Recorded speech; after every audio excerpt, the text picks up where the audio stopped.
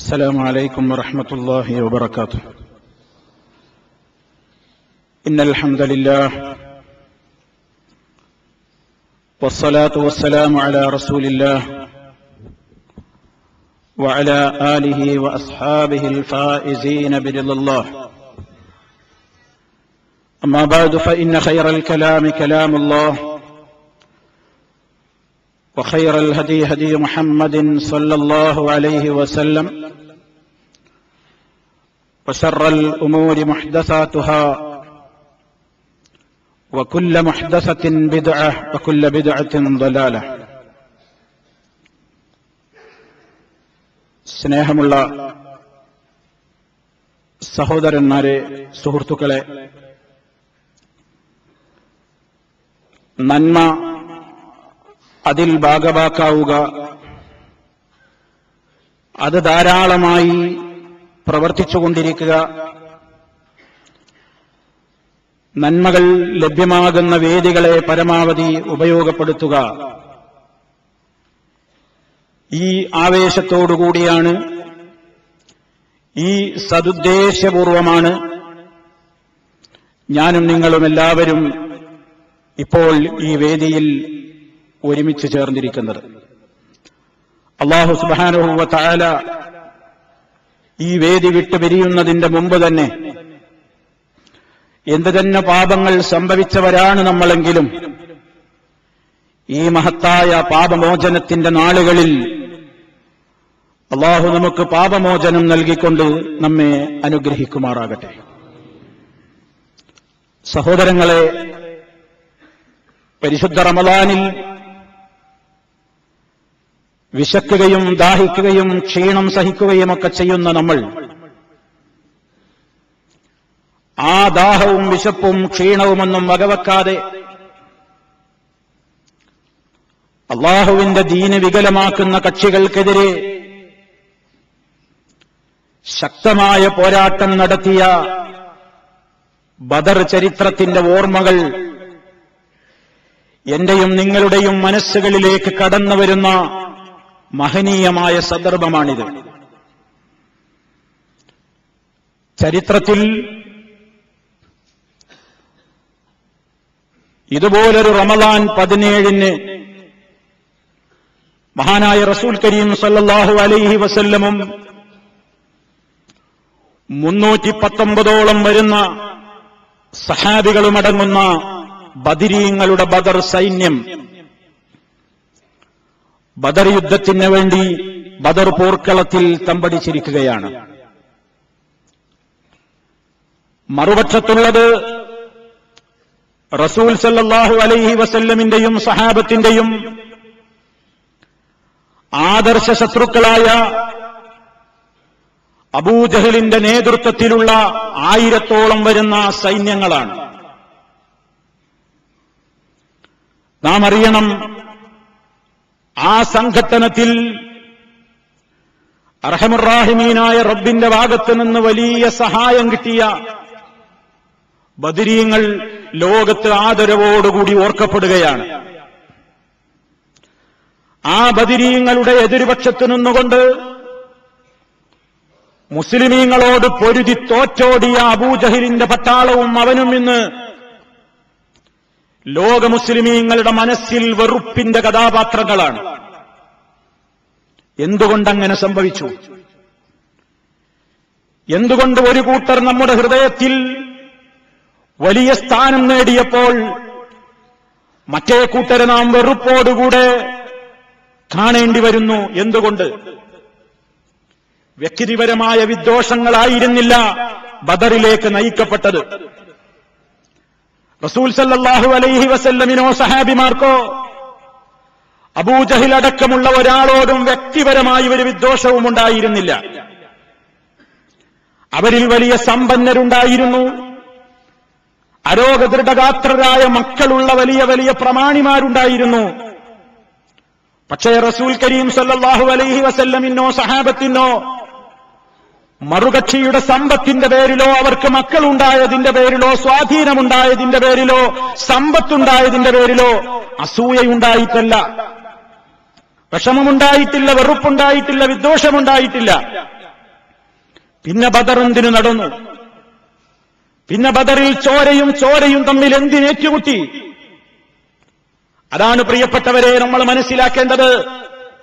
ലാ ഇലാഹ ഇല്ലല്ലാഹ് മുഹമ്മദുർ റസൂലുള്ളാഹ് എന്ന ഞാനും നിങ്ങളും നമ്മുടെ നെഞ്ചിലേറ്റി നടക്കുന്ന 5 നേരത്തെ ബാങ്കൊലികളിലൂടെ, ഇഖാമത്തിലൂടെ, നമസ്കാരത്തിലൂടെ, വൈവിധ്യമാർന്ന നമ്മുടെ ദുആ ദിക്റുകളിലൂടെ നമ്മൾ ഉരുവിട്ടുകൊണ്ടിരിക്കുന്ന, നെഞ്ചേറ്റിക്കൊണ്ട് നടക്കുന്ന മഹനീയമായ തൗഹീദിന്റെ ആദർശം, ആ ആദർശത്തെ വളരാൻ അനുവദിക്കില്ല. അതിനെ പല്ലും നഖവും സമ്പത്തും ഉപയോഗപ്പെടുത്തിക്കൊണ്ട് എതിർത്തേ ഞങ്ങൾ അടങ്ങൂ എന്ന് കട്ടായം ചെയ്തുകൊണ്ട്, ശപഥം ചെയ്തുകൊണ്ട് പുന്നാര റസൂൽ കരീം സല്ലല്ലാഹു അലൈഹി വസല്ലമിന്റെ തൗഹീദി പ്രബോധനങ്ങളെ അവരുടെ സമ്പത്തിന്റെ കയ്യൂക്കുകൊണ്ട് നശിപ്പിക്കാൻ ഒരുങ്ങിയപ്പോൾ മഹാനായ നബി കരീം സല്ലല്ലാഹു അലൈഹി വസല്ലം ഒരു തീരുമാനമെടുത്തതാണ്. പാവങ്ങളായ മുഹാജിറുകളായ ആളുകൾ മക്ക വിട്ട് മദീനയിലേക്ക് അഭയം തേടേണ്ടി വന്നത് സുഖവാസ കേന്ദ്രം തേടി വന്നതായിരുന്നില്ല. അവർ സമ്പന്നനായിരുന്ന സഹാബിമാര് മക്കയിൽ അവരുടെ സമ്പത്ത് വിട്ടുപോയി.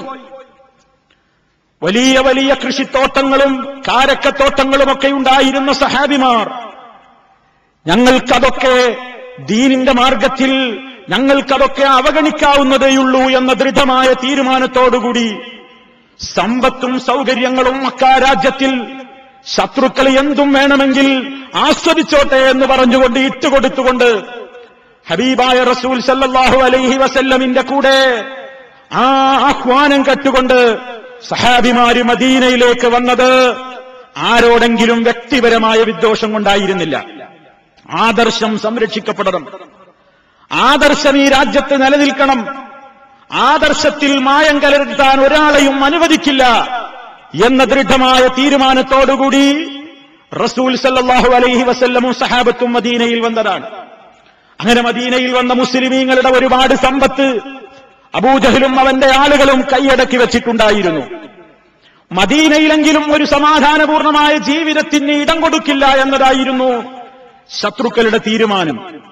അഷ്റഫുൽ ഖൽഖ് സല്ലല്ലാഹു അലൈഹി വസല്ലമിനെയും സഹാബിമാരെയും ഇവരുടെ സമ്പത്തിന്റെയും മെയ്യൂക്കിന്റെയും കയ്യൂക്കിന്റെയും ആ വലിയ സ്വാധീനം ഉപയോഗപ്പെടുത്തിക്കൊണ്ട് നശിപ്പിക്കാൻ വേണ്ടി വമ്പിച്ച ഒരു കച്ചവട സംഘത്തെ ഷാമിലേക്ക് പറഞ്ഞയക്കുകയാണ് അബൂജഹൽ ചെയ്തത്. അബൂ സുഫിയാന്റെ നേതൃത്വത്തിൽ ഒരു വലിയ ടീം തന്നെ വമ്പിച്ച കച്ചവട മുതലുകളുമായി കൊണ്ട് കച്ചവടം ചെയ്യാൻ വേണ്ടി ഷാമിലേക്ക് പോയി. ആ കച്ചവടത്തിൽ വൻ ലാഭവുമായിട്ടാണ് അബൂ സുഫിയാനും സംഘവും തിരിച്ചു വരുന്നത്. മനസ്സിലാക്കണം പ്രിയപ്പെട്ടവരെ, ബദറിന്റെ സാഹചര്യമാ പറയുന്നത്. ആ കച്ചവട സംഘം മടങ്ങി വരുമ്പോൾ ഹബീബായ റസൂൽ സല്ലല്ലാഹു അലൈഹി വസല്ലമിന് വിവരം കിട്ടി. വമ്പിച്ച ലാഭവും കൊയ്തെടുത്തുകൊണ്ട് കച്ചവട സംഘം തിരിച്ചു വരികയാണ്. പാവങ്ങളായ സഹാബിമാരുടെ ധനം കൂടിയുണ്ടവരുടെ കയ്യിൽ. മദീനയിലേക്ക് ഹിജറ പോയപ്പോൾ ഈ പണം ഇവിടെ ഇട്ടുകൊണ്ടല്ലാതെ നിനക്ക് പോകാനാവില്ലെന്ന് പറഞ്ഞപ്പോൾ പണം ഞങ്ങൾക്ക് പുല്ലാണ്, ആദർശമാണ് ഞങ്ങൾക്ക് വലുതെന്ന് പ്രഖ്യാപിച്ച ധീരരായ സഹാബത്ത് അവരുടെ പണം കൂടി മക്കയിൽ ഉപേക്ഷിച്ചു കൊണ്ടുപോയപ്പോ അതും കൂടി ഈ അബൂജഹലിന്റെയും അവന്റെ അനുയായികളുടെയും കൈപ്പിടിയിൽ അമർന്നിരുന്നു. അതും വാരിക്കൂട്ടിയിട്ടാണ് അവർ കച്ചവടത്തിന് പോയിട്ടുള്ളത്. ആ കച്ചവട മുതലുമായിട്ട് വൻ ലാഭവുമായി തിരിച്ചു മക്കയിലെത്തിയാൽ ആ പണത്തിന്റെ ഹുങ്ക് കൊണ്ട് റസൂൽ സല്ലല്ലാഹു അലൈഹി വസല്ലമിനെയും അവിടുത്തെ ആദർശത്തെയും തകർക്കാൻ അവർ ഉപയോഗപ്പെടുത്തും എന്നതുകൊണ്ട് വഴിക്ക് വെച്ച് ആ കച്ചവട സംഘത്തെ തടയണം എന്ന് റസൂൽ സല്ലല്ലാഹു അലൈഹി വസല്ലം തീരുമാനിച്ചു. ആ കച്ചവട സംഘത്തെ തടയലായിരുന്നു ഉദ്ദേശം. നബി സല്ലല്ലാഹു അലൈഹി വസല്ലം വലിയൊരു യുദ്ധത്തിന് ആഹ്വാനം നൽകിയില്ല. അവിടുന്ന് പറഞ്ഞത്, ആയുധമുള്ളവർ ഉള്ള ആയുധം കൊണ്ട് പുറപ്പെടട്ടെ, ഇന്നൊരു ലക്ഷ്യത്തിനാണ് നമ്മൾ പോകുന്നത്, നമുക്ക് അല്ലാഹു വിജയം നൽകിയേക്കും.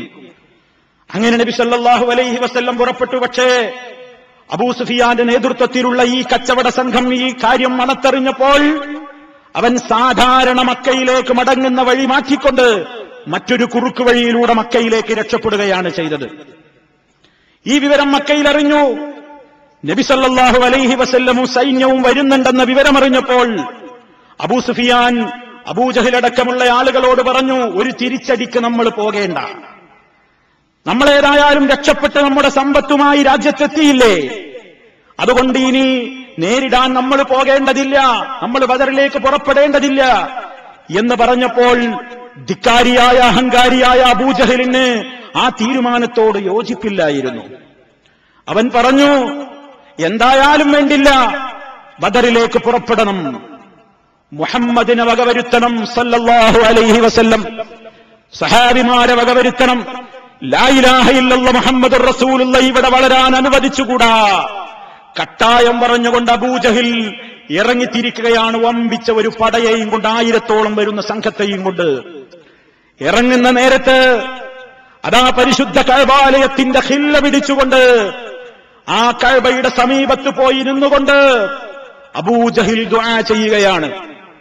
പ്രാർത്ഥിക്കുന്നത് അബൂജഹിലാണ്, പ്രാർത്ഥിക്കുന്നത് കഅബാലയത്തിന്റെ സമീപത്ത് വെച്ചാണ്.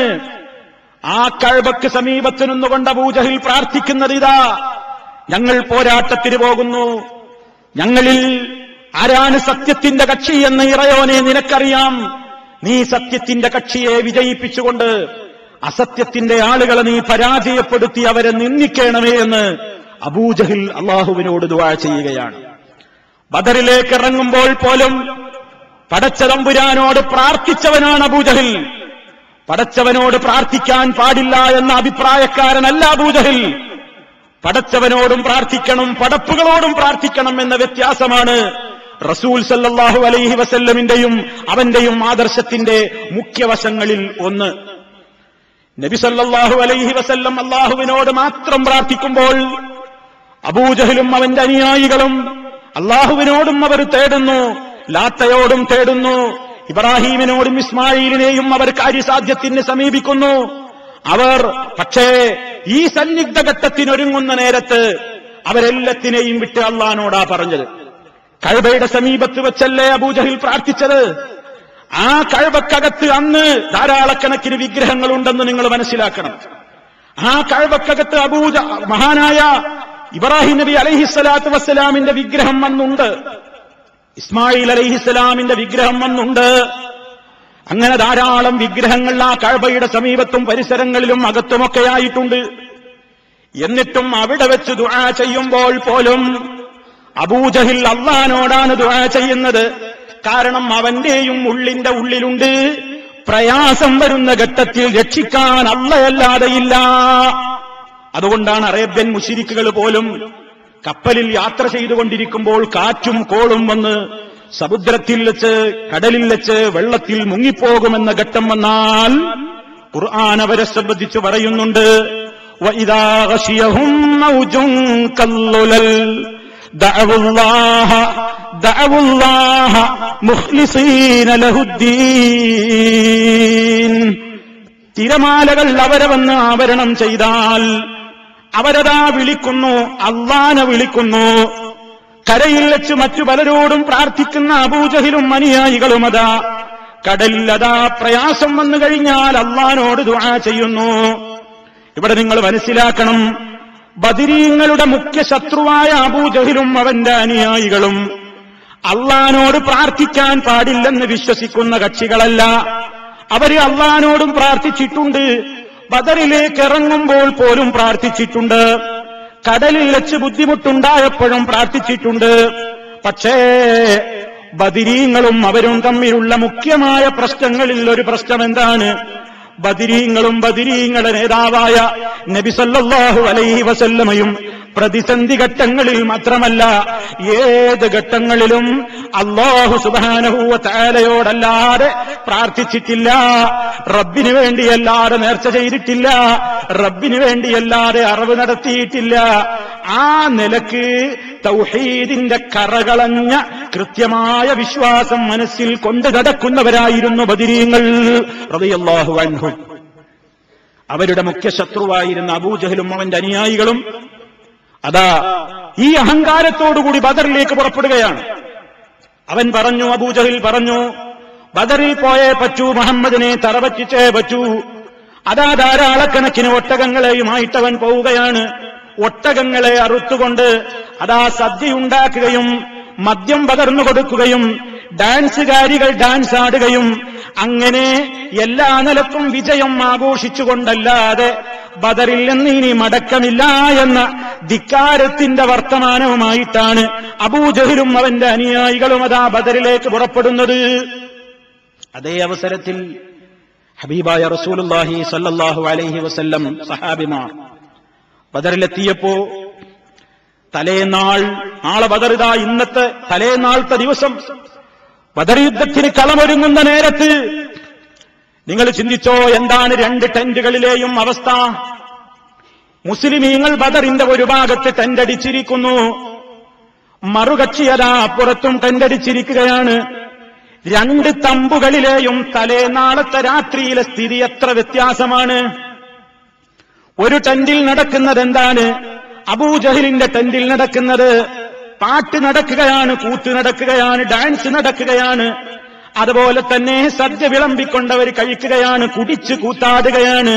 അവരുടെ കണ്ണുകൾ മദ്യത്തിന്റെ ലഹരിയിൽ ചുവന്നു തുടുത്തിരിക്കുന്നു. മതാലസമാരി നൃത്തമാടുകയാണ്.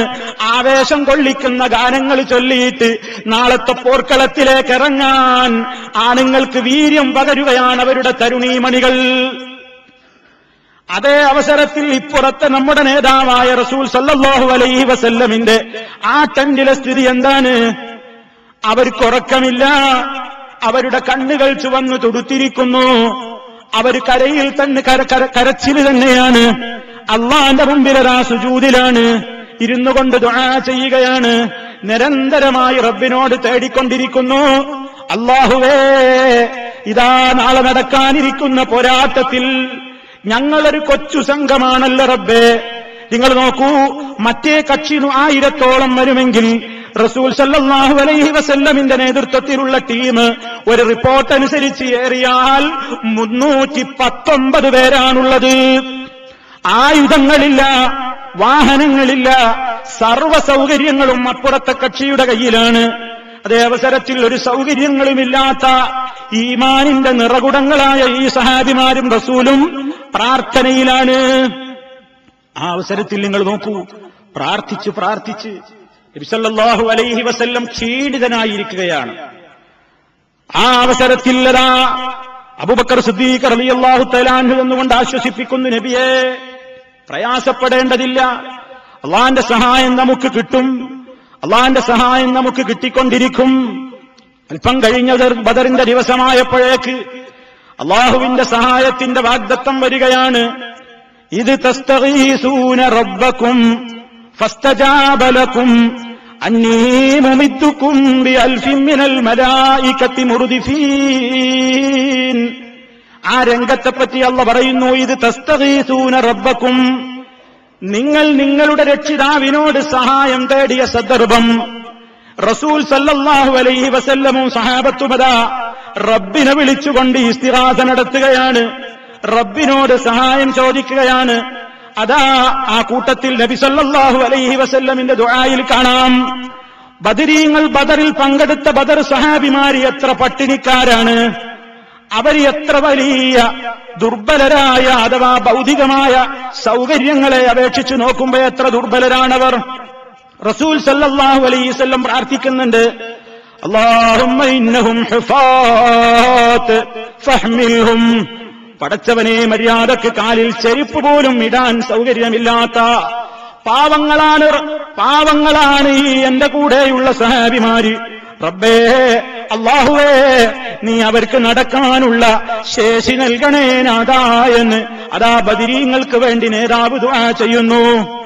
അല്ലാഹുമ്മ ഇന്നഹും ഉറാത്തുൻ ഫക്സുഹും, അല്ലാഹുവേ, ആവശ്യമായ വസ്ത്രം പോലും ഉടുക്കാൻ കഴിവില്ലാത്ത ദരിദ്രരാണ് എന്റെ കൂടെയുള്ള സഹാബിമാര്, നീ അവർക്ക് ആവശ്യത്തിന് വസ്ത്രം നൽകണേ അല്ലാഹ്.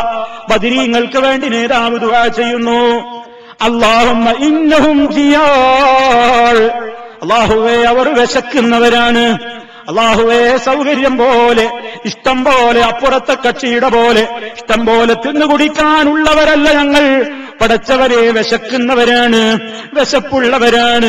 ഫഅശ്ബിഹും, അല്ലാഹുവേ, അല്ലാഹുവേ നീ അവർക്ക് അവരുടെ വയറ് നിറക്കണേ, അവരുടെ വിശപ്പ് മാറ്റണേ. നബി സല്ലല്ലാഹു അലൈഹി വസല്ലം അതാ മുസ്ലിം സൈന്യത്തിന് വേണ്ടി ദുആ ചെയ്തുകൊണ്ടിരിക്കുന്നു. ഏത് സന്ദർഭത്തിലും പടച്ചതമ്പുരാന്റെ തുണയുണ്ടാകും എന്നതിന്റെ തെളിവാണ്. പോർക്കളത്തിൽ ഏറ്റുമുട്ടിയപ്പോൾ 3 വരുന്ന സംഘത്തെ തുരത്തിയോടിക്കാനും അവരിലെ നേതാക്കന്മാരായ 70ഓളം ആളുകളെ തലയെറുക്കാനും കൊന്നുകളയാനും അത്ര തന്നെ 70ഓളം ആളുകളെ ബന്ധിതരായി പിടിക്കാനും ഈ 319ഓളം വരുന്ന സൈന്യത്തിന് സാധിച്ചത് ആയുധം കയ്യിലുണ്ടായിട്ടല്ല, പണം കയ്യിലുണ്ടായിട്ടല്ല, ഒരു സൗകര്യങ്ങളും ഉണ്ടായിട്ടല്ല. പക്ഷേ അവർക്ക് കൈമുതലായിട്ടുണ്ടായിരുന്നത് ഈമാനാണ്, അവർക്ക് തവക്കുലായിരുന്നു. അള്ള ഞങ്ങളെ സഹായിക്കും, കാരണം അവർ അള്ളാനെ ഏൽപ്പിച്ചിട്ടാണ് ഇറങ്ങിയിട്ടുള്ളത്. ഹസ്ബുനല്ലാഹ് വനിഅമൽ വകീൽ, ഞങ്ങൾക്ക് അള്ള മതി, അവൻ എത്രയോ എല്ലാം ഏൽപ്പിക്കാൻ പറ്റിയ വക്കീല് തന്നെ. അത് ദുആ ചെയ്ത്, അത് പ്രാർത്ഥിച്ച്, അത് ദിക്റായി സ്വീകരിച്ചുകൊണ്ടാണ് ബദരീങ്ങൾ മുന്നോട്ട് നീങ്ങിയിട്ടുള്ളത്. അവരുടെ പ്രാർത്ഥനകൾ നിരന്തരം റബ്ബിനോടായിരുന്നു. സഹായം പ്രതീക്ഷിക്കാത്ത വഴിയിൽ നിന്ന് കിട്ടിയില്ലേ, പ്രതീക്ഷിക്കാത്ത രൂപത്തിൽ അള്ള സഹായിച്ചില്ലേ. അള്ളാഹുവിന് നമ്മളെ കാണുന്ന പട്ടാളങ്ങളും കാണാത്ത പട്ടാളങ്ങളുമുണ്ട്. നമുക്ക് കാണാനാവാത്ത സൈന്യങ്ങളെ കൊണ്ട് റബ്ബ് സഹായിച്ചില്ലേ. അസ്തജാബലക്കും അന്നീ മുമിദ്ദുക്കും, അള്ള ഉത്തരം കൊടുത്തില്ലേ ബദരീങ്ങൾക്ക്, ഞാൻ നിങ്ങളെ സഹായിച്ചോളാം, ഞാൻ നിങ്ങൾക്ക് തുണയേകും. എങ്ങനെ? ബിഅൽഫിൻ മിനൽ മലായികതി മുർദിഫീൻ,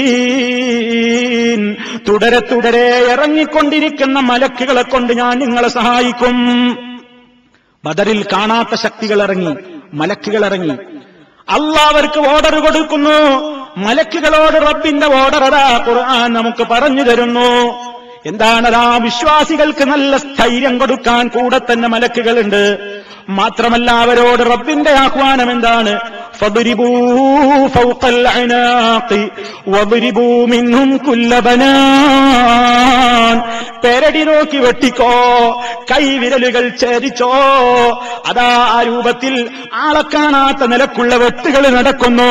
ശിരസ് കൊയ്യപ്പെടുന്നു, കൈകൾ വിരലുകൾ അതാ മുറിഞ്ഞു തൂങ്ങപ്പെടുന്നു. അല്ലാഹുവിന്റെ അതാ അത്ഭുതകരമായ സഹായം പടച്ച റബ്ബിന്റെ ഭാഗത്ത് നിന്നുണ്ടാവുകയാണ്. മലക്കുകളെ അള്ള ഇറക്കും എന്ന സന്തോഷ വാർത്ത കൊടുക്കുകയും മലക്കുകളെ ഇറക്കുകയും ചെയ്തെങ്കിലുമൊക്കെ സഹായം അല്ലാഹുവിന്റെ ഭാഗത്ത് നിന്നല്ലാതെ വമൻ നസ്റു ഇല്ലാ മിൻ ഇൻദില്ലാഹ്, അള്ളാന്റെ അടുക്കൽ നിന്നല്ലാതെ സഹായമില്ല. പടച്ചവനാണ് സഹായിച്ചു, അള്ള സഹായിച്ചു നമ്മുടെ ബദരീങ്ങളെ. ചില ആളുകൾക്ക് സംശയം, ആരാ ബദരീങ്ങൾ? ചില സാധാരണക്കാരായ ആളുകളൊക്കെ ചിലരൊക്കെ വിചാരിച്ചത്, ഞാൻ പുതുമ പറയല്ല, ചില ആളുകളൊക്കെ വിചാരിച്ചത് മുഹീദ്ദീൻ ശൈഖ്, മമ്പുറത്തെ തങ്ങള്, പുത്തൻപള്ളിയിലെ കുഞ്ഞഹമ്മദ് മുസ്ലിയാര്, അതുപോലെ തന്നെ അങ്ങനെയുള്ള ഒരു മഹാന്റെ പേരാണ് ബദരീങ്ങൾ എന്നാണ്. ബദരീങ്ങൾ പാപ്പാന്നാ പറയാ. എന്ന് പറഞ്ഞാൽ ഒരു വ്യക്തിയുടെ പേരാണ് ബദരീങ്ങൾ എന്ന് തെറ്റിദ്ധരിച്ച എത്രയോ സാധാരണക്കാരുണ്ട്. പ്രിയപ്പെട്ടവരെ, ബദരീങ്ങൾ എന്ന് പറഞ്ഞാൽ, ബദരിയീൻ എന്ന് പറഞ്ഞാൽ ആരാണ്? ബദർ യുദ്ധത്തിൽ പങ്കെടുക്കാൻ അവസരം കിട്ടിയ മഹാന്മാരായ നേതാക്കളും നബി സല്ലല്ലാഹു അലൈഹി വസല്ലം അടക്കമുള്ള ആ 319ഓളം വരുന്ന ആളുകൾക്കാണ് ബദരീങ്ങൾ എന്ന് പറയുന്നത്. ആ യുദ്ധം കാരണമായിക്കൊണ്ട് ഷഹീദുകളുടെ പദവി ലഭിച്ചവർ 14 ആളുകളാണ്. ആ 14 ആളുകളാണ് ബദർ ശുഹദാക്കൾ എന്നറിയപ്പെടുന്നത്. ആ യുദ്ധത്തിന്റെ ശേഷമാണ് പിറ്റേ കൊല്ലം ഉഹദ് യുദ്ധം നടക്കുന്നത്. ഈ ബദറിൽ പങ്കെടുത്ത ധാരാളം സഹാബിമാർ ഉഹദീങ്ങളുമാണ്, ഉഹദിലും പങ്കെടുത്തവരാണ്. നമ്മൾ മനസ്സിലാക്കണം. അപ്പൊ ബദരീങ്ങൾ ബദറിൽ പങ്കെടുത്തവരായ മഹാന്മാരായ സഹാബാ കിറാം റളിയല്ലാഹു അൻഹും. ആ ബദരീങ്ങൾക്ക് അള്ളാഹുവിന്റെ സഹായം കിട്ടിയത് ഏതെല്ലാം വിധത്തിലായിരുന്നു? അവര് വിചാരിക്കാത്ത മാർഗത്തിലൂടെ സഹായം കിട്ടി. ഒരിക്കലും അവർ വിചാരിച്ചില്ല ഇങ്ങനെ ഒരു സഹായം. മാത്രല്ല, എത്രത്തോളം നിങ്ങൾ നോക്കൂ, യുദ്ധത്തിനിറങ്ങുന്നതിന്റെ മുമ്പ് എത്രമാത്രം ടെൻഷൻ ഉണ്ടാകും, എത്രമാത്രം ശാരീരികമായി അസ്വസ്ഥതകൾ ഉണ്ടാകും. അതാ തലേന്ന് ഉറങ്ങിയിട്ടില്ലല്ലോ, ആ ഉറക്കത്തിന്റെ ക്ഷീണം പോലും അവരുടെ മുഖത്തും ശരീരത്തിലുമൊന്നുമില്ലാതിരിക്കാവുന്ന നിലക്ക് അതാ പടച്ച റബ്ബ് അത്ഭുതകരമായ നിലക്കുള്ള ഒരു ഉറക്ക് വിശ്വാസികൾക്ക് നൽകുന്നു. ഒരു ചെറിയൊരു മയക്കം, അത്ഭുതകരമായൊരു മയക്കം. ഒരാൾക്ക് സാധിക്കോ യുദ്ധരംഗത്ത് ഉറങ്ങാൻ? പക്ഷേ ബദരീങ്ങൾക്ക് സാധിച്ചു എന്നൊരുറക്കം. നമ്മൾ കണ്ടിട്ടില്ലേ, നമുക്ക് നല്ല ക്ഷീണം തോന്നുന്ന നേരത്ത് നമ്മൾ മനസ്സുകൊണ്ട് പറയാറുണ്ട്, ഒരു 5 മിനിറ്റ് ഒന്ന് മയങ്ങിയപ്പോൾ ക്ഷീണം തീരുമായിരുന്നു, നല്ല ഫ്രഷ് ആകുമായിരുന്നു. നിങ്ങൾ നോക്കൂ, അത്ഭുതകരമായ നിലക്കുള്ള ഒരു ഉറക്കല്ലാഹു അവർക്ക് നൽകുകയാണ്. ഫ്രഷായി മനസ്സിനും ശരീരത്തിനും കുളിര് കിട്ടുന്ന നിലക്കതാ തലേനാൾ നല്ലവരും മഴയും കിട്ടുകയാണ്. എല്ലാം കൊണ്ടും അല്ലാഹുവിന്റെ സഹായം ബദരീങ്ങൾക്ക് കിട്ടി. ബദർ യുദ്ധത്തിലേക്ക് അവർ വളരെ ഫ്രഷായി ഇറങ്ങുകയാണ്. പോരാട്ടത്തിന്റെ മുമ്പിലേക്ക് അവർ എടുത്ത് ചാടുകയാണ്. എല്ലാം അവർ അല്ലാഹുവിൽ അർപ്പിച്ചു കഴിഞ്ഞിരിക്കുകയാണ്. പടച്ച റബ്ബ് അവരുടെ സംരക്ഷണം ഏറ്റെടുത്തിരിക്കുകയാണ്. അല്ലാഹുവിന്റെ സഹായം ഇങ്ങനെ തുടരെ വന്നുകൊണ്ടിരിക്കുന്നു. എങ്കിലും 14ഓളം ആളുകൾ ഷഹീദുകളാവുകയും ചെയ്തു. അവരാണ് ബദർ ശുഹദാക്കൾ, രക്തസാക്ഷികൾ എന്നറിയപ്പെടുന്ന ആളുകൾ. ആ യുദ്ധത്തിൽ മുസ്ലിമീങ്ങൾക്ക് എല്ലാ നിലക്കും വിജയം കിട്ടി. ആ ബദരീങ്ങളെ ബദറിൽ പങ്കെടുത്ത മുഴുവൻ സഹാബിമാരെയും നമ്മൾ സ്നേഹിക്കുന്നു, നമ്മുടെ മനസ്സിൽ കൊണ്ട് നടക്കുന്നു. അവര് നമ്മുടെ നേതാക്കളാണ്, അവര് നമ്മുടെ നായകന്മാരാണ്. അള്ളാന്റെ മാർഗത്തിലേക്ക് പോരാടാൻ മുന്നോട്ട് വന്നിട്ടുള്ള സർവ്വ നേതാക്കളും നമ്മുടെ നേതാക്കൾ തന്നെയാണ്. അവരോടുള്ള സ്നേഹം നമ്മുടെ ഈമാനിന്റെ ഭാഗമാണ്. അള്ള സ്നേഹിച്ചവരെ സ്നേഹിക്കൽ നിർബന്ധമാണ്, അള്ള ബഹുമാനിച്ചവരെ ബഹുമാനിക്കൽ നിർബന്ധമാണ്. അള്ളാഹുവിന്റെ റസൂലും അതുപോലെ തന്നെ റസൂൽ സല്ലല്ലാഹു അലൈഹി വസല്ലമിന്റെ സ്വഹാബത്തിനെയും അള്ള തൃപ്തിപ്പെട്ടവരാണ്. വസ്സാബിഖൂനൽ അവ്വലൂന മിനൽ മുഹാജിരീന വൽ അൻസാർ വല്ലദീന തബഊഹും ബിഇഹ്സാൻ റളിയല്ലാഹു അൻഹും വറദൂ അൻഹു. അതാ അല്ലാഹു സുബ്ഹാനഹു വ തആല പറയുന്നു, ആ ആദർശ രംഗത്തേക്ക് മുൻകടന്നു വന്ന മുഹാജിറുകളും അൻസാറുകളുമൊക്കെയായ ആളുകൾ അല്ലാഹ് അവരെ തൃപ്തിപ്പെട്ടിരിക്കുന്നു, അവര് അല്ലാഹനെയും തൃപ്തിപ്പെട്ടിരിക്കുന്നു. ആ നിലക്ക് വലിയ സ്ഥാനം കിട്ടിയവരാ ബദരീങ്ങൾ. യഅ്മലൂ മാ ശിഅ്തും. അല്ലാഹുവിന്റെ റസൂൽ സല്ലല്ലാഹു അലൈഹി വസല്ലം ബദറിൽ പങ്കെടുത്ത സഹാബത്തിനെ നോക്കിക്കൊണ്ട് പറഞ്ഞു, അല്ലാഹ് നിങ്ങൾക്ക് എല്ലാം പുറത്തു തന്നിരിക്കുന്നു, നിങ്ങൾ ഭയപ്പെടേണ്ടതില്ല. അത്ര വലിയ സൗഭാഗ്യം കിട്ടിയ നേതാക്കളാണ് ബദരീങ്ങൾ. ആ ബദരീങ്ങളെ ഞാൻ സ്നേഹിക്കില്ല എന്നൊരാൾ പറഞ്ഞാൽ അവൻ മുസ്ലിമാകുമോ? പ്രിയപ്പെട്ടവരെ, ആവില്ല. അതുകൊണ്ട് ഇന്നത്തെ ദിവസം ഇതാ ബദർ യുദ്ധം നടന്ന സ്മരണ നമ്മുടെ മനസ്സിലേക്ക് കയറി വരുമ്പോ നമ്മളോട് നിങ്ങൾ ഒരു ബദരീങ്ങളുടെ ആണ്ട് കഴിക്കണം, ഈ ദിവസം നിങ്ങൾ ആചരിക്കണമെന്ന് മുത്തുനബി പറഞ്ഞിട്ടുണ്ടോ? ഇല്ല. നിങ്ങളൊരു ബദർ ദിനം ആചരിക്കണം, നിങ്ങളൊരു ബദർ ദിനം എന്ന നിലക്കൊരു ദിവസം ആചരിക്കണം എന്ന് നബി സല്ലല്ലാഹു അലൈഹി വസല്ലം പറഞ്ഞിട്ടില്ല. അതേ അവസരത്തിൽ നമുക്കൊരു ഏറ്റവും വലിയ ബാധ്യതയുണ്ട്. അതെന്താണ്? ബദരീങ്ങളെ സംബന്ധിച്ചുള്ള ഓർമ്മ നമ്മുടെ ഹൃദയത്തിലേക്ക് ഈ ദിവസം കടന്നു വരുമ്പോ അതാ അവർ ഈ ലോകത്ത് എന്തിനു വേണ്ടിയാണോ കഷ്ടപ്പെട്ടത് എന്ന ചരിത്രം പഠിക്കണം. അവരുടെ വഴിത്താര എന്തായിരുന്നു എന്ന് മനസ്സിലാക്കണം. അവരെ സംബന്ധിച്ചുള്ള വിശ്വാസത്തിൽ പാളിച്ചകൾ സംഭവിച്ച കക്ഷികൾ ആരെന്ന് മനസ്സിലാക്കണം. നിങ്ങൾ നോക്കൂ, ഇസ്ലാം സ്നേഹിക്കാൻ പഠിപ്പിച്ച ഇസ്ലാം, ആദരിക്കാൻ പഠിപ്പിച്ച ഇസ്ലാം പറയുന്നു, സ്നേഹം വേണം, ആദരവ് വേണം, ബഹുമാനം വേണം. പക്ഷേ ആദരവും സ്നേഹവും ബഹുമാനവുമൊന്നും അതിര് കടന്നിട്ട് ആരാധനയോളം എത്തിപ്പോകരുത്. ഇത് ഇസ്ലാമിന്റെ കണിശമായ തീരുമാനമാണ്. പല വിഭാഗത്തിനും പഴച്ചുപോയത് അവിടെയാണ്. ജൂതന്മാര് പഴച്ചു. എന്തേ കാരണം? ഉസൈറിനെ അള്ളാന്റെ മോനാണെന്ന് പറഞ്ഞു. അള്ളാഹ്ക്ക് മക്കളില്ല. അരുതാത്ത സ്ഥാനത്തേക്ക് ഉസൈർ അലൈഹിസ്സലാമിനെ അവർ ഉയർത്തി.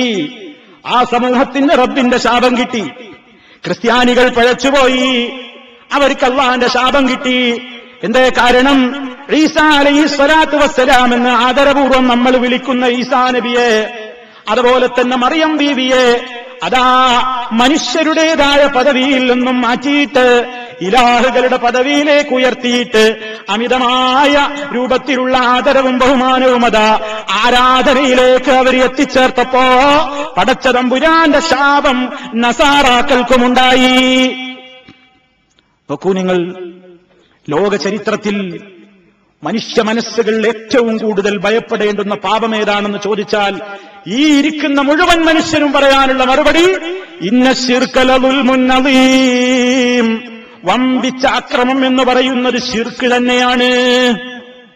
ഏറ്റവും വലിയ പാപം ശിർക്കാണ്.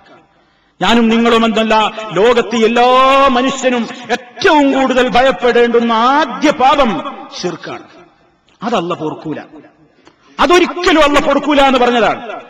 ഒരാൾ ജീവിതമാസകലം ജീവിതത്തിൽ ശിർക്ക് ചെയ്തിട്ട് തൗബ ചെയ്യാതെയാണ് മരിച്ചു പോകുന്നതെങ്കിൽ അവൻ നരകത്തിൽ ശാശ്വതവാസിയാണ്, ഒരു കാലത്തും അവന് മോചനമില്ല. അതാണ് അല്ലാഹു പറഞ്ഞത്, ഇന്നല്ലാഹ ലാ യഗ്ഫിറു അൻ യുശ്റക ബിഹി വയഗ്ഫിറു മാ ദൂന ദാലിക ലിമൻ യശാ. അല്ലാഹു അവനിൽ പങ്കു ചേർക്കപ്പെടുന്നത് ഒരിക്കലും പൊറുക്കുന്നതല്ല, അതവൻ ഒരിക്കലും പൊറുക്കൂല. അതല്ലാത്ത ദോഷങ്ങളൊക്കെ റബ്ബ് അവന്റെ ഔദാര്യം കൊണ്ട് പൊറുത്തു കൊടുത്തേക്കും. പക്ഷേ ശിർക്ക് അവനൊരിക്കലും പൊറുക്കുന്നതല്ല. ശിർക്ക് പ്രവൃത്തിയിൽ വിശ്വാസത്തിൽ വന്നുപോയി കഴിഞ്ഞാൽ ആ മനുഷ്യന്റെ ഒരു കർമ്മവും അല്ലാഹുവിന്റെ അടുക്കൽ സ്വീകാര്യമല്ല. ശിർക്ക് ജീവിതത്തിൽ നിലനിർത്തിക്കൊണ്ട് നിസ്കരിച്ചിട്ടും നോമ്പെടുത്തിട്ടും സകാത്ത് കൊടുത്തിട്ടും ഹജ്ജിന് പോയിട്ടും കാര്യമില്ല. അപ്പൊ എത്ര ഗൗരവമുള്ളതാണ് ശിർക്ക്! അത് നമ്മുടെ ജീവിതത്തിൽ വരാതിരിക്കാനുള്ള ഏറ്റവും വലിയ ശ്രമത്തിലാണ് ബദരീങ്ങൾ പോരാടിയത്. അത് ഈ രാജ്യത്ത് സമ്മതിക്കൂല എന്ന് പറഞ്ഞുകൊണ്ടാണ് ബദരീങ്ങൾ പോരാടിയത്. ആ ശിർക്കിനെതിരെയാണ് ബദരീങ്ങൾ രക്തം ചിന്തിയത്. ആ ശിർക്കിനെതിരെയാണ് ബദരീങ്ങൾ ജീവൻ കൊടുത്തത്, സമ്പത്ത് കൊടുത്തത്. ആ ശിർക്ക് ലോകത്ത് തളർത്താനും ലാ ഇലാഹ ഇല്ലല്ലാഹയുടെ ശബ്ദം ലോകത്ത് ലിതകൂന കലിമത്തുല്ലാഹി ഹിയൽ ഉൽയാ, ലാ ഇലാഹ ഇല്ലല്ലാഹയുടെ ശബ്ദം അത് ലോകത്ത് ഉയർന്നു കാണണം. അതിനുവേണ്ടിയാണ് ബദരീങ്ങൾ പോരാടിയത്. എങ്കിൽ പ്രിയപ്പെട്ടവരെ, ഈ പരിശുദ്ധമായ റമളാൻ, ഈ റമളാനിൽ നമ്മൾ എന്തിനാണ് നോമ്പെടുക്കുന്നത്? ലഅല്ലക്കും തത്തഖൂൻ, മുത്തഖികളായി തീരാൻ വേണ്ടി. മുത്തഖി എന്ന് പറഞ്ഞാൽ ദോഷബാധ വരാതെ സൂക്ഷിക്കുന്നവനെന്നാണ്. മുത്തഖി ആരാണ്? ദോഷങ്ങളൊന്നും വരാതെ സൂക്ഷിക്കുന്നവൻ, സൂക്ഷ്മതയുള്ളവൻ. ദോഷങ്ങളിൽ ഏറ്റവും പ്രധാനപ്പെട്ടതിനെ കുറിച്ച് സൂക്ഷ്മത വേണ്ടേ? ഏറ്റവും വലിയ ദോഷം ശിർക്കാണ്.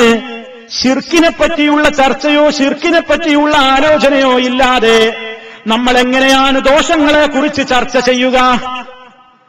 ഏറ്റവും വലിയ ദോഷം ശിർക്കാണെങ്കിൽ അത് നമ്മുടെ ജീവിതത്തിൽ വരാതെ നോക്കണ്ടേ? എങ്ങനെയാണ് പ്രിയപ്പെട്ടവരെ ലോകത്ത് ആദ്യമായി ശിർക്ക് കടന്നു വന്നത്? ഒരു ചരിത്രത്തിലേക്ക് നിങ്ങളുടെ ശ്രദ്ധ ക്ഷണിക്കട്ടെ. ലോകത്ത് എങ്ങനെയാണ് ശിർക്ക് തുടക്കം കുറിച്ചത്? നിങ്ങൾ നോക്കൂ, ആദം അലൈഹിസ്സലാത്തു വസ്സലാമിന്റെ ശേഷമതാ ധാരാളക്കണക്കിന് തലമുറകൾ ഇങ്ങനെ ഭൂമിയിൽ താമസിച്ചുകൊണ്ടിരിക്കുന്നതിനിടയിൽ അവരിൽ 4-5 മഹാന്മാരായ ആളുകൾ ഉണ്ടായിരുന്നു. ആരാണ് ആളുകളെന്ന് ഖുർആൻ പരിചയപ്പെടുത്തുന്നു, സൂറത്ത് നൂഹിലൂടെ പരിചയപ്പെടുത്തുന്നു. വദ്ദ്, സുവാഅ്, യഗൂസ്, യഊഖ്, നസർ. ഇങ്ങനെ 5 മഹാന്മാരായ ആളുകൾ അതാ ആ തലമുറയിൽ ജീവിച്ചിരുന്നു. അവർക്കൊരു പ്രത്യേകതയുണ്ടായിരുന്നു. അവർ അള്ളാഹുവിനോട് അടുപ്പം സിദ്ധിച്ച മഹാന്മാരായിരുന്നു. അതാ അവരുടെ ദുആക്ക് അല്ലാഹു പെട്ടെന്ന് ഉത്തരം കൊടുത്തിരുന്നു. പ്രയാസങ്ങൾ ഉണ്ടാകുമ്പോൾ ആളുകൾ ഈ മഹാന്മാരെ കൊണ്ട് ദുആ ചെയ്യിപ്പിച്ചിരുന്നു. അങ്ങനെയൊക്കെ ജീവിച്ചിരുന്ന നല്ലവരായ ആളുകൾ. ഈ ആളുകളതാ നല്ലവരായ സ്വാലിഹീങ്ങളായ ഈ ആളുകൾ മൗത്തായപ്പോ, അവർ മരണപ്പെട്ടു പോയപ്പോ, അതാ കുറച്ചു കാലം കഴിയുമ്പോ ഇബ്ലീസ് മനുഷ്യന്റെ മനസ്സിലൊരു ചിന്തയുണ്ടാക്കുന്നു. അതെന്താ ചിന്ത? ഇത്ര വലിയ മഹാന്മാരായ 4-5 ആളുകൾ നമ്മുടെ നാട്ടിൽ ജീവിച്ചിട്ട് അവരങ്ങ് മരിച്ച് ഖബറടക്കിക്കഴിഞ്ഞ് വെറുതെ അങ്ങ് വിട്ടാൽ മതിയോ? അവർക്ക് എന്തെങ്കിലും ഒരു പ്രാധാന്യം ഈ നാട്ടിൽ കാണണ്ടേ? ഇബ്ലീസ് മനുഷ്യന്റെ മനസ്സിലുണ്ടാക്കിയ ദുർബോധനം ചിന്തിക്കണം നിങ്ങൾ. ശിർക്ക് വരുന്ന വഴിയാ പറയുന്നത്. ആ ചിന്ത മനുഷ്യന്റെ മനസ്സിലുണ്ടാക്കിയപ്പോ ഇബ്ലീസ് പറഞ്ഞു, എന്താണിപ്പോ ഇവരൊന്ന് ഓർമ്മിക്കാൻ, ഇവരെ ഒന്ന് ഓർമ്മ നിലനിൽക്കാൻ എന്താ ഒരു മാർഗം? നമ്മളെ നാട്ടിലൊക്കെ കാണുന്ന മാർഗം തന്നെ. ഇപ്പൊ ശ്രീനാരായണ ഗുരുവിനെ ഓർക്കാൻ അവരെന്താ ചെയ്തത്? ബിംബുണ്ടാക്കി വെച്ചു. എല്ലായിടത്തും നാരായണ ഗുരുവിന്റെ പ്രതിമയാണ്. രാഷ്ട്രീയ നേതാക്കന്മാരതാ പല നായകന്മാരെയും ഓർക്കാനതാ പല സ്ഥലങ്ങളിലും അവരുടേതായ പ്രത്യേകമായ നിലക്കുള്ള കട്ടൗട്ടുകളും അതുപോലെ തന്നെ പ്രതിമകളുമൊക്കെ സ്ഥാപിച്ചിരിക്കുന്നു. ഇതാദ്യപടിയാണ്. നേതാക്കന്മാരെ ഓർക്കാനും ഓർമ്മ നിലനിൽക്കാനും പൂജിക്കാനും ആരാധിക്കാനും ഒന്നുമല്ല. ഓർമ്മിക്കാനും ആ ഓർമ്മ നിലനിൽക്കാനും വേണ്ടി ആവശ്യമാകുന്ന നിലക്ക് പ്രതിമാ നിർമ്മാണം ഇബ്ലീസ് ആദ്യം കൊടുത്ത ശിർക്കിലേക്കുള്ള ചൂണ്ടുപലകയായിരുന്നു. അങ്ങനെ ജനങ്ങൾ എന്ത് ചെയ്തു? ജനങ്ങളോട് പറഞ്ഞു, നിങ്ങൾ ഈ 5 ആളെ പ്രതിമ ഉണ്ടാക്കുക, വേറൊന്നും വേണ്ട, പൂജിക്കാനും ആരാധിക്കാനും ഒന്നല്ല, ഇവരെങ്ങനെ ഓർമ്മ ഉണ്ടാകണം നമുക്ക്. ഇവരെങ്ങനെ കാണുമ്പോ ഇവരൊക്കെ വലിയ മഹാന്മാരായിരുന്നു, ഇവരൊക്കെ നല്ല സ്വാലിഹീങ്ങളായിരുന്നു, നമ്മളും അതുപോലെയൊക്കെ ജീവിക്കണം എന്ന ഓർമ്മ കിട്ടാൻ വേണ്ടി മാത്രം 5 ആളുടെ പ്രതിമ ഉണ്ടാക്കാൻ ഇബ്ലീസ് ഉപദേശിച്ചു. ആ നാട്ടിലെ ആളുകൾ വദ്ദിന്റെ പേരിൽ, സുവായിന്റെ പേരിൽ, യഹൂസിന്റെ പേരിൽ, യഴൂഖിന്റെ പേരിൽ, നസറിന്റെ പേരിൽ 5 ബിംബം നാടൊട്ടാകെ ഉണ്ടാക്കി സ്ഥാപിച്ചു. അപ്പൊ ആരാധനയൊന്നും നടന്നില്ല. അവരെ പൂജിക്കുകയോ പ്രാർത്ഥിക്കുകയോ നേർച്ച വഴിപാടോ സുജൂദോ പൂജയോ ഒന്നും ഉണ്ടായിരുന്നില്ല. നാട്ടിലൊരു 4-5 ബിംബം അങ്ങനെ കാണാണ്ട്, വേറൊന്നുമില്ല. പലയിടത്തുമായിട്ട് തെരുവിലൊരു 4-5 ബിംബം. കുറച്ചു കാലം കഴിഞ്ഞപ്പോൾ ഇബ്ലീസ് അവന്റെ അടുത്ത വിദ്യ പുറത്തെടുത്തു. അവന്റെ 2ാമത്തെ വിദ്യ എന്താണ്? അവൻ ആ തലമുറയോട് ചോദിച്ചു, അല്ലയോ ജനങ്ങളെ, നിങ്ങളുടെ മുമ്പ് എത്രയോ ആളുകൾ മരിച്ചു പോയിട്ടില്ലേ? ഈ നാട്ടിൽ ഒരുപാട് ആളുകൾ, ആയിരക്കണക്കിന് ആളുകൾ മരിച്ചു പോയിട്ടില്ലേ? അവരുടെ ഒന്നും വിഗ്രഹങ്ങൾ നാട്ടിൽ കാണാനില്ലല്ലോ. എന്തേ ഒരു 5 ആളെ പ്രതിമ മാത്രം നാട്ടിൽ ഇങ്ങനെ കാണുന്നത് നിങ്ങൾ ആലോചിച്ചിട്ടുണ്ടോ? ഇബ്ലീസിന്റെ അടുത്ത സൂത്രം. ആലോചിച്ചിട്ടുണ്ടോ എന്ന് ചോദിച്ചാൽ അവൻ ആലോചിപ്പിക്കുകയാണ്. അപ്പൊ അവരിങ്ങനെ ആലോചിപ്പിച്ചു. എന്താ ആലോചിപ്പിച്ചത്? ഇവരുടെ മാത്രം വിഗ്രഹം ഉണ്ടാവാൻ എന്താ കാരണം? ഇവരൊക്കെ അള്ളാഹുവിനോട് വലിയ അടുപ്പമുള്ള മഹാന്മാരായിരുന്നു, അള്ളാഹുവിന്റെ ഇഷ്ടഭാജനങ്ങളായിരുന്നു, മഹാന്മാരായിരുന്നു. അതുകൊണ്ട് അവരൊക്കെ അള്ളാഹുവിനോട് എന്തും ചോദിച്ചാൽ ഉടനെ ഉത്തരം കിട്ടിയിരുന്നു. നമ്മളോ സാധുക്കള്, പാവങ്ങള്, പാമരജനങ്ങള്. അതുകൊണ്ട് അവരൊക്കെ അള്ളാഹുവിനോട് ചോദിച്ചാൽ ഉടനെ ഉത്തരം കിട്ടിയിരുന്നതുകൊണ്ട് ഇനി മുതൽ എന്ത് ചെയ്യണം? ദുആ അള്ളാഹുവിനോട് മാത്രം നടത്തുന്നതിന് പകരം ഈ നേതാക്കളോട് നടത്തിക്കോളൂ, അവരോട് പറഞ്ഞോളൂ, അവരുടെ മുമ്പിൽ നേർച്ച വഴിപാടുകൾ അർപ്പിച്ചോളൂ, അവരെ പൂജിച്ചോളൂ, അവർക്ക് വേണ്ടി ബലിയർപ്പണം നടത്തിക്കോളൂ. അങ്ങനെ അവരെ പ്രീതിപ്പെടുത്തിയാൽ ഈ നേതാക്കന്മാര് അള്ളാഹുവിനോട് ഇതാ നമുക്ക് വേണ്ടി റെക്കമെൻഡ് പറഞ്ഞിട്ട്, ശുപാർശ പറഞ്ഞിട്ട് നമ്മുടെ കാര്യങ്ങളൊക്കെ പെട്ടെന്ന് പെട്ടെന്ന് പെട്ടെന്ന് സാധിപ്പിച്ചു തരുന്നതാണ്. ഇബ്ലീസിന്റെ 2ാമത്തെ വിദ്യ തികച്ചും വിജയിച്ചു, ശരിക്കും വിജയിച്ചു. മുൻ തലമുറ ആരാധിച്ചിരുന്നിട്ടില്ലാത്ത ഈ പ്രതിമകൾ പിറ്റേ തലമുറ ആരാധന തുടങ്ങി. അവരെന്താ ന്യായം പറഞ്ഞത്? ഈ വിഗ്രഹങ്ങളാണോ ആകാശഭൂമികൾ പടച്ചത്, മഴ തരുന്നത്, സൃഷ്ടിച്ചത്, സംഹരിക്കുന്നത് ഇവരാണോ? അതല്ല, മറിച്ച് ഇവരെ പൂജിക്കുന്നത് എന്തിനാണ്? ഏത് കാലഘട്ടത്തിലുമുള്ള മുശ്രിക്കുകൾ പറയുന്ന വാദം മാ നഅ്ബുദുഹും, അതാ മക്കയിലെ മുശ്രിക്കുകൾ പറഞ്ഞതായി ഖുർആൻ ശരീഫ് പറയുന്നു. മാ നഅ്ബുദുഹും ഇല്ലാ ലിയുഖർരിബൂനാ ഇലല്ലാഹി സുൽഫാ. ഞങ്ങൾ ഇവരെ പൂജിക്കുന്നില്ല, ആരാധിക്കുന്നില്ല, ഇവര് ഞങ്ങളെ അള്ളാഹുവിലേക്ക് അടുപ്പിക്കാൻ വേണ്ടിയല്ലാതെ. ഇവരടുപ്പിച്ചോളൂ അള്ളാഹുവിലേക്ക് നമ്മളെ, നമുക്ക് നേരിട്ട് അടുക്കാൻ കഴിയൂല. നമ്മളെ നാട്ടിലൊക്കെ ഏതാ ചില ആളുകൾ ഇപ്പോഴും പറയുന്നു, അള്ളാഹിനോട് നേരിട്ട് പ്രാർത്ഥിക്കുന്നതിനേക്കാൾ നല്ലത് മഹാന്മാരോട് ചോദിക്കലാണ്, ഉത്തരം കിട്ടാൻ ഏറ്റവും നല്ലത് മഹാന്മാരോട് ചോദിക്കലാണ്. അള്ളാഹിനോട് ചോദിച്ചാലും ഉത്തരം കിട്ടും, പക്ഷേ കുറച്ച് വൈകും. മഹാന്മാരോട് ചോദിച്ചാൽ പെട്ടെന്ന് കിട്ടും. അതിന് ഉദാഹരണം പലതും പറയുന്നു. അതാ ആധുനികമായിട്ട് പറയപ്പെട്ട ഒരു ഉദാഹരണം കേൾക്കണോ? ആധുനിക കാലഘട്ടത്തിൽ പറഞ്ഞ ഒരു ഉദാഹരണം ഒരാൾ പറയുകയാണ്, അള്ളാഹിനോട് ചോദിച്ചാലും ഉത്തരം കിട്ടും, മഹാന്മാരോട് ചോദിച്ചാലും ഉത്തരം കിട്ടും, പക്ഷേ ഒരു വ്യത്യാസമുണ്ട്. ഒന്നിന് സ്പീഡ് കൂടും, മറ്റേത് കുറച്ച് സ്പീഡ് കുറയും. ഒന്ന് KSRTCയിലൊക്കെ പോയാലും നമുക്കൊരു സ്ഥലത്തേക്ക് പോകണമെന്നുണ്ടെങ്കിൽ, ഇപ്പൊ നാട്ടിൽ നിന്ന് കോഴിക്കോട്ടേക്ക് പോകണമെന്നുണ്ടെങ്കിൽ KSRTCയിലും പോകാം, സ്പീഡ് സൂപ്പർ ഫാസ്റ്റിലും പോകാം, അല്ലെങ്കിൽ വല്ല സ്പീഡിലുള്ള വേറെ ഏതെങ്കിലും കാറിലൊക്കെ പോകാം, അല്ലേ? 2 മാർഗമുണ്ട്. അപ്പോ അള്ളാനെ KSRTCയിൽ പോയാൽ അങ്ങനെ പതുക്കെ പതുക്കെ പതുക്കെ അങ്ങനെ അവനാമ്പടിക്കൊക്കെ നിർത്തി ഇങ്ങനെ കുറെ കഴിഞ്ഞ് വേണം വേണ്ടാച്ചിട്ട് പോയി കോഴിക്കോടെത്തും. അതേ അവസരത്തിൽ സൂപ്പർ ഫാസ്റ്റിലോ അതല്ലെങ്കിൽ മറ്റേതെങ്കിലും സ്പീഡുള്ള വലിയ മുന്തിയ വാഹനത്തിലോ ആണ് കയറിയാലോ എത്രയോ സമയത്തിന്റെ മുമ്പേ പെട്ടെന്ന് നമ്മൾ ഉദ്ദേശിക്കുന്ന സ്ഥാനത്ത് എത്തിയിരിക്കും. ഈ ഉദാഹരണം പറഞ്ഞിട്ട് അയാൾ പറയാണ്, അള്ളാനോട് തേടുമ്പോ KSRTCയിൽ പോകും പോലെ, അള്ളാനോട് തേടുമ്പോഴേ KSRTC പോകും പോലെ കിട്ടിയെങ്കിൽ എത്തിയെങ്കിൽ എത്തി. ഇനി വല്ല കട്ടയിലും ഡിപ്പോയിലൊക്കെ കഴിച്ചിടേണ്ടി വന്നാൽ ചിലപ്പോൾ കഴിച്ചിടേണ്ടി വരും. ആ കോലത്തിൽ അതിങ്ങനെ പതുക്കെ. മറ്റേതോ സൂപ്പർ ഫാസ്റ്റിൽ അല്ലെങ്കിൽ സ്പീഡുള്ള വാഹനത്തിൽ പോയാൽ പെട്ടെന്ന് ഇന്നാ ലില്ലാഹി വ ഇന്നാ ഇലൈഹി റാജിഊൻ. ബദരീങ്ങളുടെ ഓർമ്മ വരുന്ന ഈ നേരത്ത് ബദരീങ്ങളെ സ്നേഹിക്കുന്ന പ്രിയപ്പെട്ട സഹോദരാ, ഈ വിശ്വാസക്കാര് ബദരീങ്ങളുടെ ശത്രുക്കളല്ലേ? ഈ വിശ്വാസവും പേറി നടക്കുന്ന ആളുകൾ ബദരീങ്ങളുടെ ശത്രുക്കളോ മിത്രങ്ങളോ? അള്ളാനോട് ചോദിച്ചാൽ പെട്ടെന്ന് ഉത്തരം കിട്ടില്ല. പെട്ടെന്ന് ഉത്തരം കിട്ടാൻ നല്ലത് മഹാത്മാക്കളോട് ചോദിക്കലാണെന്ന് ഈ ലോകത്ത് പഠിപ്പിച്ചത് ആദ്യമായിട്ട് ഇബ്ലീസല്ലേ? അതാ നൂഹ് അലൈഹിസ്സലാമിന്റെ ജനതയോട് നിങ്ങൾ അള്ളാനോട് നേരിട്ട് ചോദിച്ചാൽ ഉത്തരം കിട്ടില്ല, ഈ മഹാത്മാക്കളോട് ചോദിച്ചോളൂ, ഇവര് മുഖേനയാണ് റബ്ബിലേക്ക് അടുക്കാൻ സാധിക്കുകയുള്ളൂ എന്ന് പറഞ്ഞിട്ട് ലോകത്തതാ ആദ്യമായിട്ട് സൃഷ്ടിപൂജക്ക് ഉദ്ഘാടനം നടത്തുന്നു. ആ ഘട്ടത്തിലാണ് മഹാനായ നൂഹ് നബി അലൈഹിസ്സലാം ഈ ലോകത്തേക്ക് നബിയായി കൊണ്ടുവരുന്നു.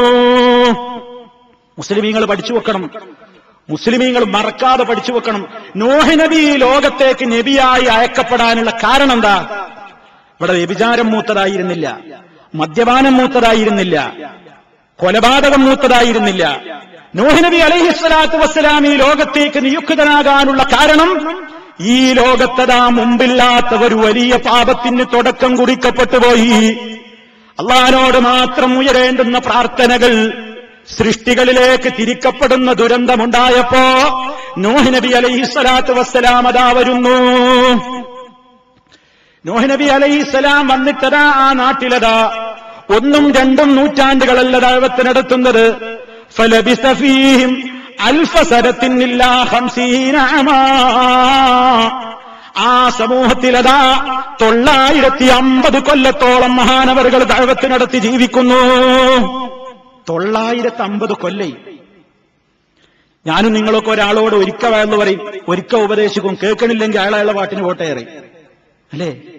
ഒരാളെ ഉപദേശിച്ചു വെക്കും, ഒരു CD കൊടുക്കും, മനുഷ്യ ഇങ്ങനെ ചെയ്യല്ലേ, ശിർക്ക് ചെയ്യല്ലേ, വിദഅത്ത് ചെയ്യല്ലേ, തെറ്റ് ചെയ്യല്ലേ, ഹറാമ് ചെയ്യല്ലേ, കുറച്ചൊക്കെ പറഞ്ഞു നോക്കും. കേട്ടില്ലെങ്കിൽ നമ്മൾ അയാളെ ഒഴിവാക്കും.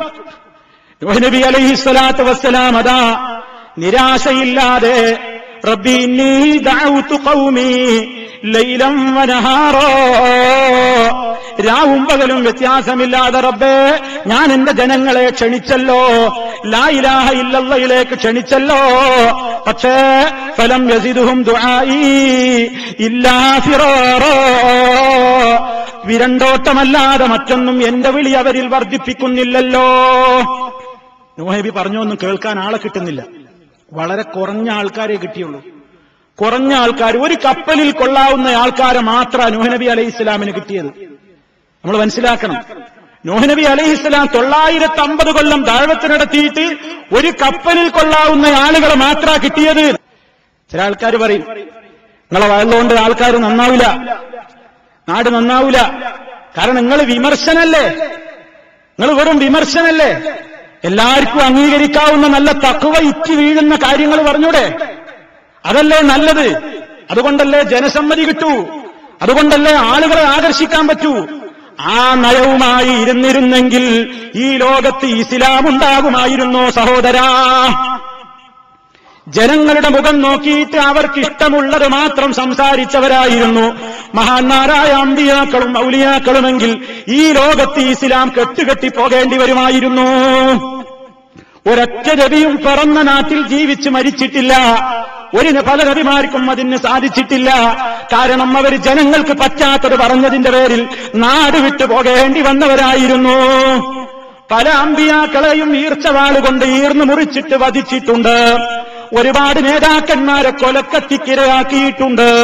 ഒരുപാട് അമ്പിയാക്കന്മാർ ഒരുപാട് ദേഹോപദ്രവം ഏൽപ്പിക്കപ്പെട്ടവരാണ്. ജനങ്ങൾക്കിഷ്ടമുള്ള വിഷയം മാത്രം സംസാരിക്കാൻ നിന്നാൽ എന്തിന് പ്രിയപ്പെട്ടവരെ അവരിത്രമാത്രം പീഡനത്തിനിരയായി. അപ്പൊ ചിന്തിച്ചോ, സത്യം പറയുന്നിടത്ത് ആള് കുറയും. എത്ര നയത്തിലും മയത്തിലൊക്കെ പ്രസംഗിച്ചാലും ദഅവത്ത് നടത്തിയാലും ജനങ്ങളുടെ പാരമ്പര്യ വിശ്വാസത്തെ ചോദ്യം ചെയ്യുന്ന നിലക്ക് വിഷയങ്ങളങ്ങ് അവതരിപ്പിച്ചാൽ ജനം വെറുക്കും, അനുകൂലികൾ കുറയും. നൂഹ് നബി അലൈഹിസ്സലാത്തു വസ്സലാമിന്റെ ദഅവത്തിന് ഒരു കുഴപ്പവും ഉണ്ടായിരുന്നില്ല. പടച്ചവന്റെ കാവലുള്ള പ്രബോധകനാണ് നൂഹ് നബി അലൈഹിസ്സലാം. 950 കൊല്ലം തുടർച്ചയായിട്ട് ദഅവത്തും നടത്തി. എന്നിട്ടും അതാ ഒരു കപ്പലിൽ കൊള്ളാവുന്ന ആളുകളെയല്ലാതെ മഹാനായ നൂഹ് നബിക്ക് കിട്ടിയില്ല. നൂഹ് നബി അലൈഹിസ്സലാമിന് അത്രയെങ്കിലും ആളെ കിട്ടിയില്ലേ? മഹാനായ നമ്മുടെ നേതാവ്, ബദരീങ്ങളുടെ നേതാവ് റസൂൽ സല്ലല്ലാഹു അലൈഹി വസല്ലം പറയുന്നുണ്ട്, നാളെ മഹ്ശറിൽ വരുമ്പോ ചില നബിമാര് വരും, അവരുടെ കൂടെ 2 ആളുണ്ടാകും. ചില നബിമാരുടെ കൂടെ 4 പേര്, ചില നബിമാരുടെ കൂടെ 10 പേര്.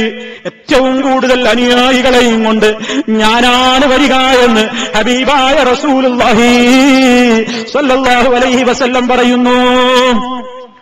ഒരു അനുയായിയെപ്പോലും കിട്ടാത്ത നബിയും നാളെ പരലോകത്ത് വരും കേട്ടോ. നബിമാരുടെ കുഴപ്പമല്ലല്ലോ, നബിമാരുടെ പ്രബോധന ശൈലി മോശമായതുകൊണ്ടാണോ? ഹിദായത്ത് അള്ളയാണ് കൊടുക്കേണ്ടത്. ഏത് നബിയാണെങ്കിലും ആ നബിയുടെ അനുയായികൾക്ക് ഹിദായത്ത് കൊടുക്കേണ്ടത് അള്ളയാണ്.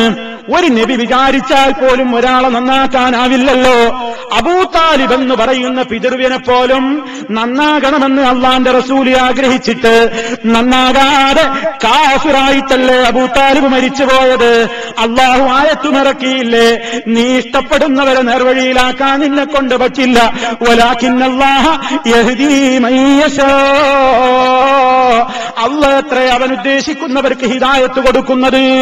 റബ്ബ് നമ്മെ എല്ലാവരെയും അവന്റെ യഥാർത്ഥമായ ഹിദായത്തിൽ അടിയുറപ്പിച്ച് നിർത്തി തരുമാറാകട്ടെ.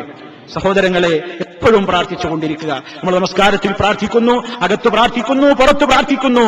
അങ്ങനെ ഏറ്റവും വലിയ പ്രാർത്ഥന നമ്മൾ നിലനിർത്തേണ്ടത് ഹിദായത്തിൽ നിന്ന് തെറ്റിപ്പോകാതിരിക്കാൻ വേണ്ടിയാണ്. ശരി, നമ്മുടെ വിഷയത്തിലേക്ക് വരാം. നൂഹ് നബി അലൈഹിസ്സലാത്തു വസ്സലാമിന്റെ ജനത, ആ ജനതയിലുണ്ടായ ശിർക്ക് എന്താണ്? അവരവരുടെ പ്രശ്നങ്ങളും പ്രയാസങ്ങളും വന്നപ്പോ വദ്ദിനെ പ്രാർത്ഥിച്ചു, സുവായിനെ പ്രാർത്ഥിച്ചു, യഹൂസിനോട് പ്രാർത്ഥിച്ചു, യഴൂഖിനോട് പ്രാർത്ഥിച്ചു, നസറിനോട് പ്രാർത്ഥിച്ചു. അങ്ങനെ അവർക്കത് ആരാധനകൾ കൊടുക്കാൻ തുടങ്ങിയപ്പോൾ അവരെ ശരിയാക്കാനും അവരെ നേരിന്റെ പാതയിലേക്ക് നയിക്കാനും നൂഹ് നബി അലൈഹിസ്സലാത്തു വസ്സലാം വന്നുകൊണ്ട് യാ ഖൗമി അബ്ദുല്ലാഹ്, എന്റെ ജനങ്ങളെ, നിങ്ങൾ അല്ലാഹനെ മാത്രം ആരാധിക്കൂ. മാലക്കും മിൻ ഇലാഹിൻ ഗൈറുഹു, അവനല്ലാതെ നിങ്ങൾക്കൊരാരാധ്യനുമില്ല കേട്ടോ. ഞാൻ നിങ്ങൾക്ക് വിശ്വസിക്കാവുന്ന ഒരു റസൂല് തന്നെ. എത്രമാത്രം ആത്മാർത്ഥമായിക്കൊണ്ട് നൂഹ് അലൈഹിസ്സലാം ജനങ്ങളോട് തൗഹീദ് പറഞ്ഞിട്ടും ചുരുങ്ങിയ ആളുകളെല്ലാതെ കിട്ടിയില്ലല്ലോ. അവസാനമതാ ഒരു നിലക്കും ഈ ജനത നന്നാവില്ലെന്ന് വന്നപ്പോ മനസ്സ് പൊട്ടിക്കൊണ്ട് നൂഹ് അലൈഹിസ്സലാം റബ്ബിനോട് പ്രാർത്ഥിക്കുകയാണ്, പടച്ച റബ്ബേ, ഇനി ഒരു ഫാജിറിനെയും വിട്ടേക്കല്ലോ. മനസ്സറിഞ്ഞ് റബ്ബിനോടങ്ങ് തേടിയപ്പോ അല്ലാഹു ഉത്തരം കൊടുക്കുന്നു. വാനലോകത്ത് നിന്നതാ വെള്ളം വർഷിക്കുന്നു, ഭൂമിയിൽ നിന്ന് ഉറവ് പൊട്ടുകയാണ്. ശക്തമായ പ്രളയമുണ്ടായിട്ട് അതാ നൂഹ് അലൈഹിസ്സലാമും വിശ്വാസികളും മാത്രം കപ്പലിൽ രക്ഷപ്പെടുകയും മറ്റുള്ളവരെല്ലാം എല്ലാവരെയും റബ്ബങ്ങ് മുക്കിക്കൊല്ലുന്നു. തൗഹീദിന്റെ വിജയം, ശിർക്കിന്റെ പരാജയം അന്നവിടെ നടന്നു. പിന്നെ ലോകത്ത് മുശ്രിക്കീങ്ങൾ ഉണ്ടായിരുന്നില്ല. എല്ലാവരും ശുദ്ധ മുവഹ്ഹിദുകൾ കപ്പൽ ജൂദി പർവ്വതത്തിൽ ഇറങ്ങി. വിശ്വാസികൾ നിർഭയരായി പുറത്തുകിരുന്നു. അവരുടെ തലമുറ ജീവിച്ചു. ശുദ്ധന്മാരായ ആളുകളാണ്. പക്ഷേ കാലം കുറെ കഴിഞ്ഞപ്പോൾ പിന്നെയും ജനങ്ങളിൽ പ്രശ്നം വരാൻ തുടങ്ങി. പിന്നെയും ആളുകളിൽ പഴയ സ്വഭാവങ്ങൾ മുളവെട്ടാൻ തുടങ്ങി. അങ്ങനെ ഇബ്രാഹിം അലൈഹിസ്സലാമിന്റെ കാലം വന്നു. അതുപോലെ തന്നെ പല പ്രവാചകന്മാരുടെയും കാലം വന്നു. ഒട്ടേറെ പ്രവാചകന്മാരുടെ കാലഘട്ടങ്ങൾ വന്നപ്പോ മഹാന്മാരായ ആളുകളെ സംബന്ധിച്ചുള്ള വീക്ഷണങ്ങളിൽ വ്യത്യാസങ്ങൾ പിന്നെയും കണ്ടു തുടങ്ങി. അങ്ങനെ യഹൂദികൾ എന്തു ചെയ്തു? ഉസൈർ എന്ന് പറയുന്ന നല്ലവനായ മനുഷ്യനെ അള്ളാന്റെ സ്ഥാനത്തേക്ക് ഉയർത്തി. ഞാൻ നേരത്തെ പറഞ്ഞില്ലേ. ക്രിസ്ത്യാനികൾ എന്തു ചെയ്തു? ഈസാ അലൈഹിസ്സലാമിനെയും മറിയം ബീവിയെയും അള്ളാന്റെ സ്ഥാനത്തേക്ക് ഉയർത്തി. ഇതൊരിക്കലും പാടില്ലാത്തതാണ്. മഹാന്മാരായ ആളുകളെ നിന്ദിക്കാനും പാടില്ല. അവരെ ആദരിച്ച് ആരാധനയുടെ സ്ഥാനത്തേക്ക് ഉയർത്താനും പാടില്ല. രണ്ടിന്റെയും മധ്യയാണ് ഇസ്ലാം രണ്ടിന്റെയും ഇടക്ക. നിങ്ങൾ നോക്കൂ, ഈസാ നബി അലൈഹിസ്സലാത്തു വസ്സലാമിനെ കുറിച്ചുള്ള 2 വീക്ഷണങ്ങൾ നോക്കൂ. ജൂതന്മാര് ഈസാ നബിയെ നിന്ദിച്ചു. മനസ്സിലാക്കണം, ജൂതന്മാര് ഈസാ നബിയെ നിന്ദിച്ചു. അവരെന്ത് പറഞ്ഞു? ഈസാ നബി എന്ന് പറയുന്ന മനുഷ്യൻ ജാരസന്താനമാണ്. ജൂതന്മാരുടെ വിശ്വാസമാണ്. ജൂതൻ എന്താ വിശ്വസിക്കുന്നത്? യഹൂദി എന്താ വിശ്വസിക്കുന്നത്? ഈസാ അലൈഹിസ്സലാത്തു വസ്സലാം ജാരസന്താനമാണ്. അവരുടെ ഉമ്മയായ മറിയമോ ഒരു പിഴച്ച പെണ്ണാണ് എന്നാണ് യഹൂദികൾ വിശ്വസിക്കുന്നത്. ലഅനഹുമുല്ലാഹ്, അള്ളാന്റെ ശാപം അവർക്കുണ്ടാകട്ടെ. ഈസാ അലൈഹിസ്സലാമിനെയും പ്രിയപ്പെട്ട മാതാവിനെയും നിന്ദിക്കുകയാണ് അവർ ചെയ്തത്. അതേ അവസരത്തിൽ മറ്റേ കക്ഷി എന്താ ചെയ്തത്? അവര് വന്നിച്ച് വലിയ സ്ഥാനത്തേക്ക് പൊക്കിയിട്ട് അള്ളാന്റെ സ്ഥാനത്തേക്ക് പൊക്കി.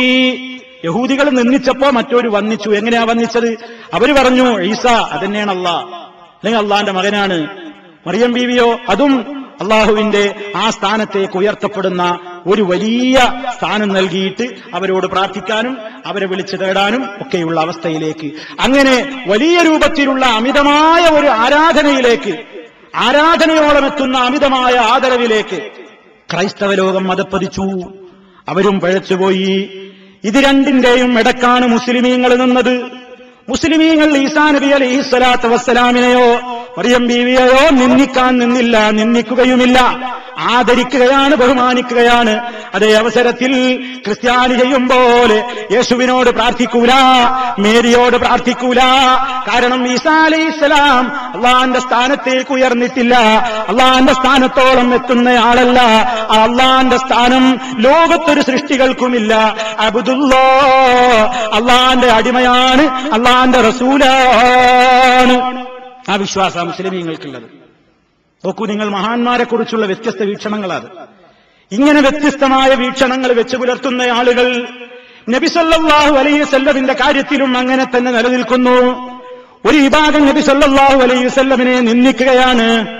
റസൂൽ സല്ലല്ലാഹു അലൈഹി വസല്ലമിന്റെ കാലത്തും അത് തുടങ്ങിയിട്ടുണ്ട്.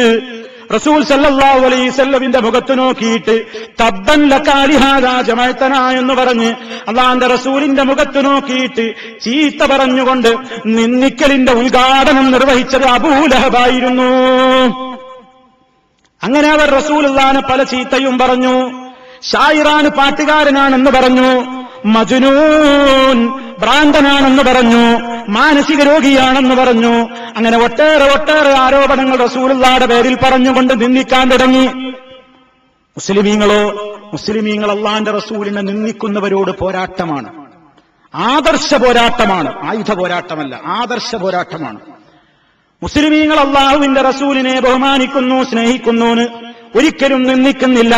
അതേ അവസരത്തിൽ ഒരു കൂട്ടരെന്ത് ചെയ്യുന്നു? റസൂൽ സല്ലല്ലാഹു അലൈഹി വസല്ലമിനെ വന്ദിക്കുന്നു എന്ന് പറഞ്ഞുകൊണ്ട് ക്രിസ്ത്യാനികൾ ഈസാ നബിയെ വിളിച്ചു തേടും പോലെ, മറിയം ബീവിയെ വിളിച്ചു തേടും പോലെ റസൂൽ സല്ലല്ലാഹു അലൈഹി വസല്ലമിനെ സ്നേഹിക്കുന്നു എന്ന് അവകാശപ്പെട്ടുകൊണ്ട് റസൂലുള്ളാഹിനെ തന്നെ വിളിച്ചു ദുആ ചെയ്യുന്നു, റസൂലുള്ളാഹിനോട് വിളിച്ചു തേടുന്നു. ഇത് രണ്ടും ഒരുപോലെ അബദ്ധമാണ്. നിന്ദിക്കലും അബദ്ധമാണ്. അള്ളാഹ് കൽപ്പിച്ചിട്ടില്ലാത്ത സ്ഥാനത്തേക്ക് ഉയർത്തിയിട്ട് ആരാധിക്കലും അബദ്ധമാണ്. നബി സല്ലല്ലാഹു അലൈഹി വസല്ലമിനെ വിളിച്ചുകൊണ്ടതാ നമ്മുടെയൊക്കെ നാടുകളിലതാ 27-ാം രാവിന് സ്വലാത്ത് മജ്ലിസുകൾ എന്ന് പറഞ്ഞുകൊണ്ട് സംഘടിപ്പിക്കുന്നു. റസൂൽ സല്ലല്ലാഹു അലൈഹി വസല്ലമിന്റെ പേരിൽ സ്വലാത്ത് ചൊല്ലാനായിക്കൊണ്ട് മാത്രം ഒരു മജ്ലിസ് വിളിച്ചു കൂട്ടുന്ന സമ്പ്രദായം അഷ്റഫുൽ ഖൽഖ് സല്ലല്ലാഹു അലൈഹി വസല്ലമിന് പരിചയമില്ല, സ്വഹാബത്തിന് പരിചയമില്ല, ബദരീങ്ങൾക്ക് പരിചയമില്ല, താബീങ്ങൾക്ക് പരിചയമില്ല. സ്വലാത്ത് ചൊല്ലാൻ വേണ്ടിയായിട്ട് മാത്രം ഒരു സദസ്സ് ഒരുമിച്ചു കൂട്ടിയിട്ട് അങ്ങനെ പ്രത്യേകമായിട്ടതാ റസൂൽ സല്ലല്ലാഹു അലൈഹി വസല്ലമിന് പരിചയമില്ലാത്ത സ്വലാത്തുകൾ ചൊല്ലി കേൾപ്പിച്ചുകൊണ്ട് അതിങ്ങനെ ലൈവായിട്ട് ലോകം മുഴുവൻ കാണിക്കുകയും ആ സ്വലാത്തുകൾ ചൊല്ലിപ്പിച്ചിട്ട് ആളുകളിൽ നിന്ന് പണം സ്വീകരിക്കുകയും അങ്ങനെ കോടിക്കണക്കിന് സമ്പാദ്യങ്ങൾ ഒരുമിച്ച് കൂട്ടുകയും ആ രൂപത്തിലുള്ള പണങ്ങൾ മുഴുവനും അല്ലാത്തവരെ വിളിച്ചു പ്രാർത്ഥിക്കാൻ ആഹ്വാനം ചെയ്യുന്ന കാര്യങ്ങളിലേക്ക് വേണ്ടി ഉപയോഗപ്പെടുത്തുകയും ചെയ്യുമ്പോ ബദരീങ്ങളോട് സ്നേഹമുണ്ടോ മുസ്ലിമേ? നബി സല്ലല്ലാഹു അലൈഹി വസല്ലം അതാ ഒരിക്കലും നമുക്കങ്ങനെ തന്നെ വിളിച്ചു പ്രാർത്ഥിച്ചോളൂ എന്ന അനുവാദം നൽകിയിട്ടില്ല. റസൂൽ സല്ലല്ലാഹു അലൈഹി വസല്ലം നമ്മൾ എന്ത് ചെയ്യുമ്പോഴും പറയുമ്പോഴും നമ്മുടെ എല്ലാ പ്രവർത്തികളും ഇങ്ങനെ മദീനയിലിരുന്നു കൊണ്ട് നിയന്ത്രിച്ചുകൊണ്ടിരിക്കുകയാണ് എന്ന് വിശ്വസിക്കുകയാണ്. മനസ്സിലാക്കണം നിങ്ങൾ. എല്ലാം കണ്ടുകൊണ്ട് കേട്ടുകൊണ്ട് റസൂൽ സല്ലല്ലാഹു അലൈഹി വസല്ലം മദീനയിലിരുന്നു കൊണ്ട് അല്ലാഹുവിന്റെ റസൂലതാ ലോകത്തെ മുഴുവൻ ഇങ്ങനെ നിയന്ത്രിക്കുകയാണ് പോലും. നിങ്ങൾ ചിന്തിച്ചു നോക്കൂ, ഇതെത്ര പഴച്ച വിശ്വാസമാണ്. നബി സല്ലല്ലാഹു അലൈഹി വസല്ലം എല്ലായിടത്തും ഹാജരാകുന്നു എന്നും റസൂൽ സല്ലല്ലാഹു അലൈഹി വസല്ലം എവിടെനിന്ന് നമ്മൾ വിളിച്ചാലും നമ്മുടെ വിളിക്ക് ഉത്തരം ചെയ്തുകൊണ്ട് വരുന്നു എന്നും അള്ളാന്റെ റസൂലിനെ ഏതാ മജ്ലിസുകൾ വിളിച്ചുകൂട്ടിയിട്ട് വിളിക്കുകയാണ്, യാ റസൂലല്ലാഹ്, അള്ളാഹുവിന്റെ റസൂലേ, ഖുദ് ബിയൈദീനാ, ഞങ്ങളുടെ കരം പിടിക്കണേ നബിയേ, ഞങ്ങളെ അങ്ങ് കാണുന്നില്ലേ, ഞങ്ങളുടെ പ്രയാസം അങ്ങേക്കറിയില്ലേ, അതുകൊണ്ട് തങ്ങളെ തങ്ങളെ തങ്ങളെ എന്ന് പറഞ്ഞ് ദുനിയാവിന്റെ എല്ലാ കാര്യങ്ങളും പറഞ്ഞുകൊണ്ട് എനിക്കെല്ലാം തരണേ തങ്ങളെ എന്നിങ്ങനെ അള്ളാന്റെ റസൂലിനെ വിളിച്ചുകൊണ്ട് പ്രാർത്ഥിക്കുന്നു. ബദർ പോരാട്ടം നടന്ന ഈ നാളുകളിൽ പോലും ബദരീങ്ങളെ വിളിച്ച് തേടുകയാണ്. ബദർ ദിനം ചില ആളുകൾ ആചരിക്കുകയാണ്. ഇതാ ഇന്നത്തെ ദിവസം പല ആളുകളും എന്തു ചെയ്യും? അതാ ബദരീങ്ങൾക്ക് വേണ്ടി അവർ കുറെ ഉരുക്കളെ അറുക്കുന്നു. നമ്മുടെയൊക്കെ നാടുകളിൽ പോത്തിന് നേർച്ചയാക്കി നിർത്തിയിട്ടുണ്ട്. അങ്ങനെ അവർ പോത്തറുക്കുകയാണ്. എന്നിട്ടോ വിഭവസമൃദ്ധമായ സദ്യ ഉണ്ടാക്കിയിട്ട് പള്ളിയിലും മദ്രസയിലും വീടുകളിലുമൊക്കെ വിതരണം ചെയ്യുന്നു. ബദരീങ്ങളുടെ നേർച്ച ഫണ്ടിലേക്ക് സംഭാവന ചോദിക്കുന്നു. ബദരീങ്ങളുടെ പേരിലേക്ക് നേർച്ച ചെയ്യുന്നു. ബദരീങ്ങൾക്ക് വേണ്ടി പോത്തിനെ നേർച്ച, ബദരീങ്ങൾക്ക് വേണ്ടി തേങ്ങ നേർച്ച, ബദരീങ്ങൾക്ക് വേണ്ടി നെല്ല് നേർച്ച, ബദരീങ്ങൾക്ക് വേണ്ടി നാളികേരം അരി നേർച്ച, കാശ് നേർച്ച, ഇങ്ങനെയൊക്കെ അള്ളാഹു അല്ലാത്തവർക്ക് വേണ്ടി നേർച്ച ചെയ്യിപ്പിക്കുന്നു. പ്രിയപ്പെട്ടവരെ, ബദരീങ്ങൾ അങ്ങനെ ജീവിച്ചവരാണോ? അള്ളാഹു അല്ലാത്തവർക്ക് വേണ്ടി നേർച്ച ചെയ്യുന്ന സ്വഭാവം ആർക്കായിരുന്നു? ബദരീങ്ങൾക്കായിരുന്നുവോ അതോ മുശ്രിക്കീങ്ങൾക്കായിരുന്നുവോ? മുശ്രിക്കീങ്ങളുടെ നേതാവ് അബൂജഹലും അവന്റെ അനുയായികളും ബദരീങ്ങളുടെ ശത്രുക്കളായ ഈ അനുയായികൾ അവരെന്ത് ചെയ്തു? അള്ളാഹ്ക്ക് നേർച്ച ചെയ്തിരുന്നത് പോലെ അവരുടെ കാർഷികോൽപ്പന്നങ്ങളിൽ നിന്നും അവരുടെ മൃഗസമ്പത്തിൽ നിന്നുമൊക്കെ ഒരു വിഹിതമതാ അള്ളാഹ്ക്ക് നീക്കിവെക്കും പോലെ അവർ വിശ്വസിക്കുന്ന ചില പങ്കാളികളുണ്ട് അള്ളാഹ്ക്ക്. ആ പങ്കാളികൾക്കും വേണ്ടി നേർച്ചയാക്കി മാറ്റിവെച്ചിരുന്നു. അള്ളാഹ്ക്ക് വേണ്ടി മാത്രമല്ല, സൃഷ്ടികൾക്ക് വേണ്ടിയും നേർച്ച ചെയ്യൽ ബദരീങ്ങളുടെ ശത്രുക്കളുടെ സ്വഭാവമായിരുന്നു. ബദരീങ്ങളാവട്ടെ, അവര് അള്ളാഹ്ക്ക് വേണ്ടിയല്ലാതെ മൃഗത്തെ നേർച്ചയാക്കിയവരല്ല, ധാന്യം നേർച്ചയാക്കിയവരല്ല, സമ്പത്ത് നേർച്ചയാക്കിയവരല്ല. അതുകൊണ്ട് ബദരീങ്ങളോട് സ്നേഹമുള്ളവർ ചെയ്യേണ്ടത് നേർച്ച അള്ളാഹ്ക്ക് മാത്രമേ കൊടുക്കാവൂ. കള്ളന്മാരുടെ ശല്യത്തിൽ നിന്ന് രക്ഷ കിട്ടാൻ വേണ്ടി അതാ വീടിന്റെ വാതിൽക്കൽ അസ്മാഉൽ ബദരീൻ എഴുതി തൂക്കുകയാണ്. അതുപോലെ തന്നെ രോഗം വരാതിരിക്കാനതാ ബദരീങ്ങളുടെ പേരെഴുതി കെട്ടിയ ഉറുക്ക് കൈത്തണ്ടയിൽ അണിയുകയാണ്, അരയിൽ അണിയുകയാണ്. അതുപോലെ തന്നെ ശരീരത്തിലതാ കഴുത്തിലതാ നൂലണിയുകയാണ്. അങ്ങനെ ബദരീങ്ങൾ സഹായിക്കും. എവിടെ വെച്ച് വിളിച്ചാലും വിളിപ്പുറത്തവർ ഉത്തരം ചെയ്യുമെന്ന് ജനങ്ങളെ പഠിപ്പിക്കുന്ന മാലകളാണ് ഇന്നത്തെ ദിവസം അതാ ആളുകൾ പലരും പാരായണം ചെയ്യുന്നത്. എത്ര ഗൗരവമാണ് പ്രിയപ്പെട്ടവരെ! ഇന്ന് ആളുകൾ പാരായണം ചെയ്യുന്ന ബദർ മാല എന്ന് പറയുന്ന മാല പല ആളുകളെയും പുകഴ്ത്താനെന്ന പേരിലാണ് മാലപ്പാട്ടുകൾ കെട്ടിയുണ്ടാക്കുന്നത്. ബദരീങ്ങളെ സ്നേഹിക്കാൻ എന്ന പേരിൽ, ബദരീങ്ങളെ ആദരിക്കാൻ എന്ന പേരിൽ കെട്ടിയുണ്ടാക്കിയ ബദർ മാലയിലെ ഒരു വരി നിങ്ങളെ കേൾപ്പിക്കട്ടെ, ചില ഭാഗങ്ങൾ. തിരപ്പെട്ട എല്ലാ ബലാലും മുസീബത്തും തെറിയാടുക്കുന്ന നേരത്തിലൊക്കെയും ബിരുദർ സഹാബികൾ പേര് പറഞ്ഞാലും ബിരുദത്തോടെ എഴുതി ചുമന്നാലും ഇരവും പകലും ഈ ഏതൊരു നേരത്തും എല്ലാ കാലത്തിലും ഹവീറാകുന്നവർ. ഈ ലോകത്ത് ദുന്യാവിൽ നീ ഏത് സ്ഥലത്ത് വെച്ച് ഇരവും പകലും ഏതൊരു നേരത്ത് ഏത് സ്ഥലത്ത് വെച്ച് യാ ബദരീ, ബദരീങ്ങളെ എന്ന് നീ വിളിച്ചാൽ ഹാളിറാകുന്നവർ, അവരവിടെ വിളിപ്പുറത്ത് ഹാജരാകുന്നതാണ്. പ്രിയപ്പെട്ട മുസ്ലിമെ, ചിന്തിക്കുക. ഇതൊരു ഗ്രൂപ്പിസം പറയല്ല, ഇതൊരു പാർട്ടി പക്ഷപാതിത്തല്ല. എന്റെ പ്രിയപ്പെട്ട സഹോദര, ഈ ശബ്ദം ശ്രവിക്കുന്ന എന്റെ പ്രിയപ്പെട്ട മുസ്ലിം സുഹൃത്തെ, ഇത് നമുക്ക് ചേർന്ന വിശ്വാസമാണോ? ഇത് നമുക്ക് ചേർന്ന വിശ്വാസമാണോ? വിളിച്ചാൽ വിളിപ്പുറത്ത് ബദരീങ്ങൾ എത്തിച്ചേരും നമ്മെ സഹായിക്കാനെന്ന് പറഞ്ഞാൽ ഏത് പ്രശ്നം നിനക്കുണ്ടോ നീ അവരെ പേര് വിളിച്ചാൽ മതി. എല്ലാ തലത്തിലും ഹാളിറാകുന്നവർ, എല്ലാ സ്ഥലത്തും അവർ ഹാളിറാകും. ഒരു പ്രശ്നത്തിനും പിന്നെ അള്ളാനെ വിളിക്കണ്ടയില്ലല്ലോ. മറ്റൊരു പറഞ്ഞു കൊടുക്കും ചെയ്തില്ലേ, KSRTCയും സൂപ്പർ സ്റ്റാർ ബെൻസ് കാറും. ഉദാഹരണമല്ലേ ജനങ്ങളുടെ മനസ്സിലുള്ളത്? ഇനി നോക്കൂ, അള്ളാന്റെ റസൂല് നേരത്തെ ദുആ ചെയ്ത ദുആ നിങ്ങൾ കേട്ടില്ലേ? ബദരീങ്ങൾക്ക് വേണ്ടി അള്ളാന്റെ റസൂൽ എന്താ തേടിയത്? പടച്ചവനെ, പാവങ്ങളാണ്, വിശക്കുന്ന ബദരീങ്ങളാണ്, നീ ഭക്ഷണം കൊടുക്കണം. പടച്ചവനെ, യഥാർത്ഥമായ നിലക്ക് വസ്ത്രം ധരിക്കാൻ കഴിവില്ലാത്തവരാണ്, നീ വസ്ത്രം നൽകണം. ചെരുപ്പണിയാൻ കഴിവില്ലാത്ത ദരിദ്രരാണ്, നീ സഹായിക്കണേ എന്ന് ദുആ ചെയ്ത ബദരീങ്ങളാണ്. ആ ബദരീങ്ങളെപ്പറ്റി ഇനി എന്താ വിശ്വാസം? ദാഹം വീശപ്പോ കൊടുമാ തളർച്ചയോ, തടിയിൽ മാറവോ ജിൻ ശൈത്താൻ ചതിയാലോ, ദേഹം വാലഞ്ഞോനിപ്പേരിനെ ചൊല്ലുകിൽ തീരും മൂനമേ ശിഫയാകുമെന്നോവർ. ബദരീങ്ങളെ വിളിച്ചാൽ എന്ത് ദാഹമുണ്ടോ, വിശപ്പുണ്ടോ, കൊടുമയുള്ള തളർച്ചയുണ്ടോ, തടിയിൽ രോഗമുണ്ടോ, ജിന്നിന്റെയും ശൈത്താന്റെയും ചതിയുണ്ടോ, ഏതെങ്കിലും കാരണത്താൽ ദേഹം വലഞ്ഞവൻ ഈ പേരിനെ ചൊല്ലുകിൽ ബദരീങ്ങളെ വിളിച്ചാൽ മതി, തീരും മുനം മുമ്പേ ശിഫയാകുമെന്നോവർ. ശിഫ കൊടുക്കും. പേര് വിളിക്കുമ്പോഴേക്ക് രോഗം മാറും. തീർന്നില്ല. ബദരീങ്ങൾ പേരിനെ ഓതുന്ന ലോകർക്ക് ബദനിൽ വാബാകളാണവില്ല എന്നോവർ. ബദരീങ്ങളുടെ പേര് ചൊരിക്കുന്നവർക്ക് ഒരു രോഗവും വരില്ല. മഹാന്മാരായ ബദരീങ്ങളിൽ പലരും പല രോഗങ്ങൾക്കും അടിമപ്പെട്ടുകൊണ്ടാണ് ഈ ലോകത്ത് നിന്ന് വഫാത്തായി പോയിട്ടുള്ളത്. റളിയല്ലാഹു അൻഹു. അവര് പലരും രോഗികളായിരുന്നു, അവര് പലരും പശപ്പ് സഹിച്ചവരാണ്. മാത്രമല്ല ഇനിയും പറയുന്നു,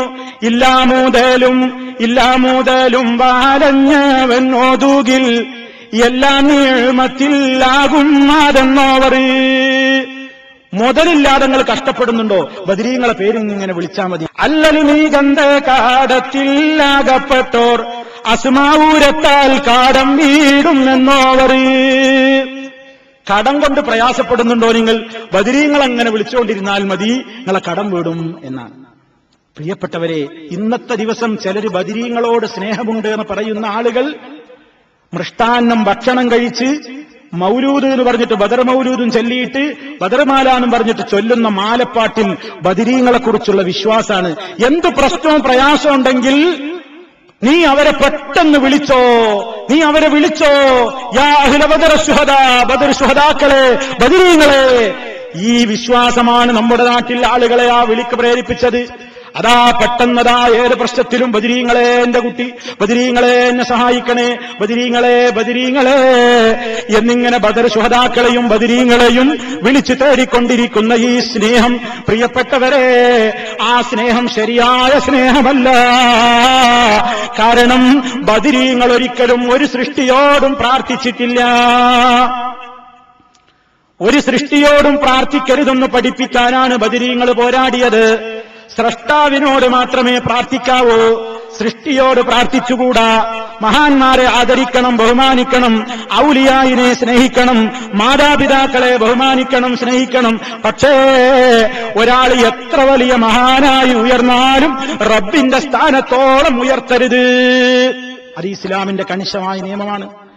നൂഹ് അലൈഹിസ്സലാമിന്റെ ജനതയ്ക്ക് പറ്റിപ്പോയത് അവിടെയാണ് കുഴപ്പം. അതുപോലെ തന്നെ പല ജനങ്ങൾക്കും പറ്റിപ്പോയ കുഴപ്പം അവിടെയാണ്. പല പഴച്ചുപോയ കക്ഷികൾക്കും പറ്റിപ്പോയ കുഴപ്പം അവിടെയാണ്. പലർക്കും പറ്റിപ്പോയ അബദ്ധം എന്താണ്? മഹാന്മാരായ ആളുകളെ സ്നേഹിക്കേണ്ടതിന്റെ അപ്പുറത്തേക്ക് അതാ അള്ള നിരോധിച്ചിട്ടുള്ള പാതയിലൂടെ അള്ള നിഷേധിച്ചിട്ടുള്ള കാര്യങ്ങൾ അവരിലോട് ചോദിച്ചുകൊണ്ട് അതാ അവരെ സ്നേഹിക്കാനും ആദരിക്കാനും തുടങ്ങുന്നു. ഇന്നലെ ഒരു സഹോദരൻ എന്നോട് ചോദിച്ചു ഒരു സ്ഥലത്തുനിന്ന്, അല്ല അപ്പൊ ബദരീങ്ങൾക്ക് വേണ്ടി ഇപ്പൊ നമ്മൾ നേർച്ചയൊന്നും വേണ്ടാന്ന് പറഞ്ഞു, ബദരീങ്ങൾക്ക് വേണ്ടി നമുക്കൊരു യാസീൻ ഓതിക്കൂടെ? ബദരീങ്ങൾക്ക് നമ്മളെ യാസീന് വേണം, പ്രിയപ്പെട്ടവരെ. ബദരീങ്ങൾക്ക് വേണ്ടി ഒരു ഹത്തോദ, ബദരീങ്ങൾക്ക് വേണ്ടി ഒരു യാസീനോദ, ബദരീങ്ങൾക്ക് വേണ്ടി ഒരു ഫാത്തിഹോദ. എന്താ ഈ പറയുന്നവന്റെ ഉദ്ദേശം? ഈ പറയുന്നതിന്റെ പിന്നിലെ അപകടം നിങ്ങൾ മനസ്സിലാക്കിയോ? ബദരീങ്ങൾക്ക് യാസീൻ ഓതുന്നത് എന്തിനാണ്? ഈ ഓതുന്നവന്റെ ഉദ്ദേശം, ഞാൻ ബദരീങ്ങൾക്ക് വേണ്ടി ഒരു യാസീൻ ഓതിയാൽ അതാ ബദരീങ്ങൾക്ക് വേണ്ടി ഞാൻ യാസീൻ ഓതിയിട്ടുണ്ടെന്ന് ബദരീങ്ങൾക്ക് അറിയാം. അതുകൊണ്ട് എന്ത് ലക്ഷ്യത്തിനാണോ ഞാൻ ബദരീങ്ങൾക്ക് വേണ്ടി യാസീൻ ഓതുന്നത്, വെറുതെ ഒരാൾ ബദരീങ്ങൾക്ക് വേണ്ടി ഒരു യാസീൻ ഓതൂല. എന്തെങ്കിലും ഒരു കാര്യം ഉണ്ടാവും. ഒന്നുകിൽ ജോലി ശരിയാണ്, അതിന് ബദരീങ്ങളെ പേരിലൊരു യാസീൻ. ഒന്നുകിൽ വിസ ശരിയാണ്, അതിന് ബദരീങ്ങളെ പേരിലൊരു യാസീൻ. ബദരീങ്ങളെ പേരിലൊരു തേങ്ങ. എന്തേ കാരണം? കുട്ടിക്ക് സുഖല്ല, അന്ന് അസുഖം ശിഫയാകണം. ഓരോ കാര്യത്തിനു വേണ്ടിയാ, ആ കാര്യത്തിനു വേണ്ടിയാണ് ഈ നേർച്ച ചെയ്യുന്നത്. അങ്ങനെ ഒരാൾക്ക് വേണ്ടി അതാ ആ മഹാന്മാരിൽ നിന്ന് സഹായം പ്രതീക്ഷിക്കുകയാണ്. ആ ലക്ഷ്യത്തിനു വേണ്ടിയാണ് അവർക്ക് നേർച്ച ചെയ്യുന്നത്, അവരെ വിളിച്ചുകൊണ്ട് തേടുന്നത്, അവരെ അതുപോലെ തന്നെ അവരുടെ പേരുകൾ എഴുതി ചുമന്ന് നടക്കുന്നത്, അത് ഉറുക്കാക്കി കൈത്തണ്ടയിലും അരയിലും കെട്ടുന്നത്, അത് തകിടുകളിൽ എഴുതിയിട്ട് ഷോപ്പിലും വാഹനത്തിലുമൊക്കെ വെക്കുന്നത്.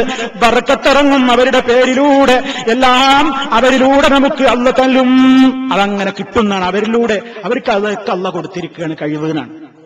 എവിടുന്ന് വിളിച്ചാലും അവർ കേൾക്കും. നമ്മൾ മനസ്സിലാക്കണം, എവിടെ നിന്ന് വിളിച്ചാലും അവർ കേൾക്കുന്നു, ഉത്തരം ചെയ്യുന്നു, വിളിച്ചവന്റെ മനസ്സറിയുന്നു. ഞാൻ എന്തിനാ വിളിച്ചത് എന്ന് മഹാന്മാർക്ക് അറിയാൻ പോലും. ശൈഖ് ജീലാനിയെ ഞാൻ വിളിച്ചാല്, ബദരീങ്ങളെ വിളിച്ചാല്, അജ്മീർ ഹോജയെ വിളിച്ചാല്, ആരെ വിളിച്ചാലും അവർക്കൊക്കെ എന്റെ ഹൃദയത്തിലെ രഹസ്യങ്ങൾ അറിയാൻ കഴിയുമെന്നാണ് വിശ്വാസം. കുപ്പിയാകത്തുള്ള വസ്തുവിനെ പോലെ കാണാൻ ഞാൻ നിങ്ങളുടെ കൽഭാഗം എന്നോവർ, കണ്ണിൽ കാണാത്തതും കൽഭാഗത്തുള്ളതും കൺകൊണ്ട് കണ്ട പോൽ കാട്ടിപ്പറഞ്ഞോവർ. അള്ളാന്റെ വിശേഷണമല്ലേ ഇത്?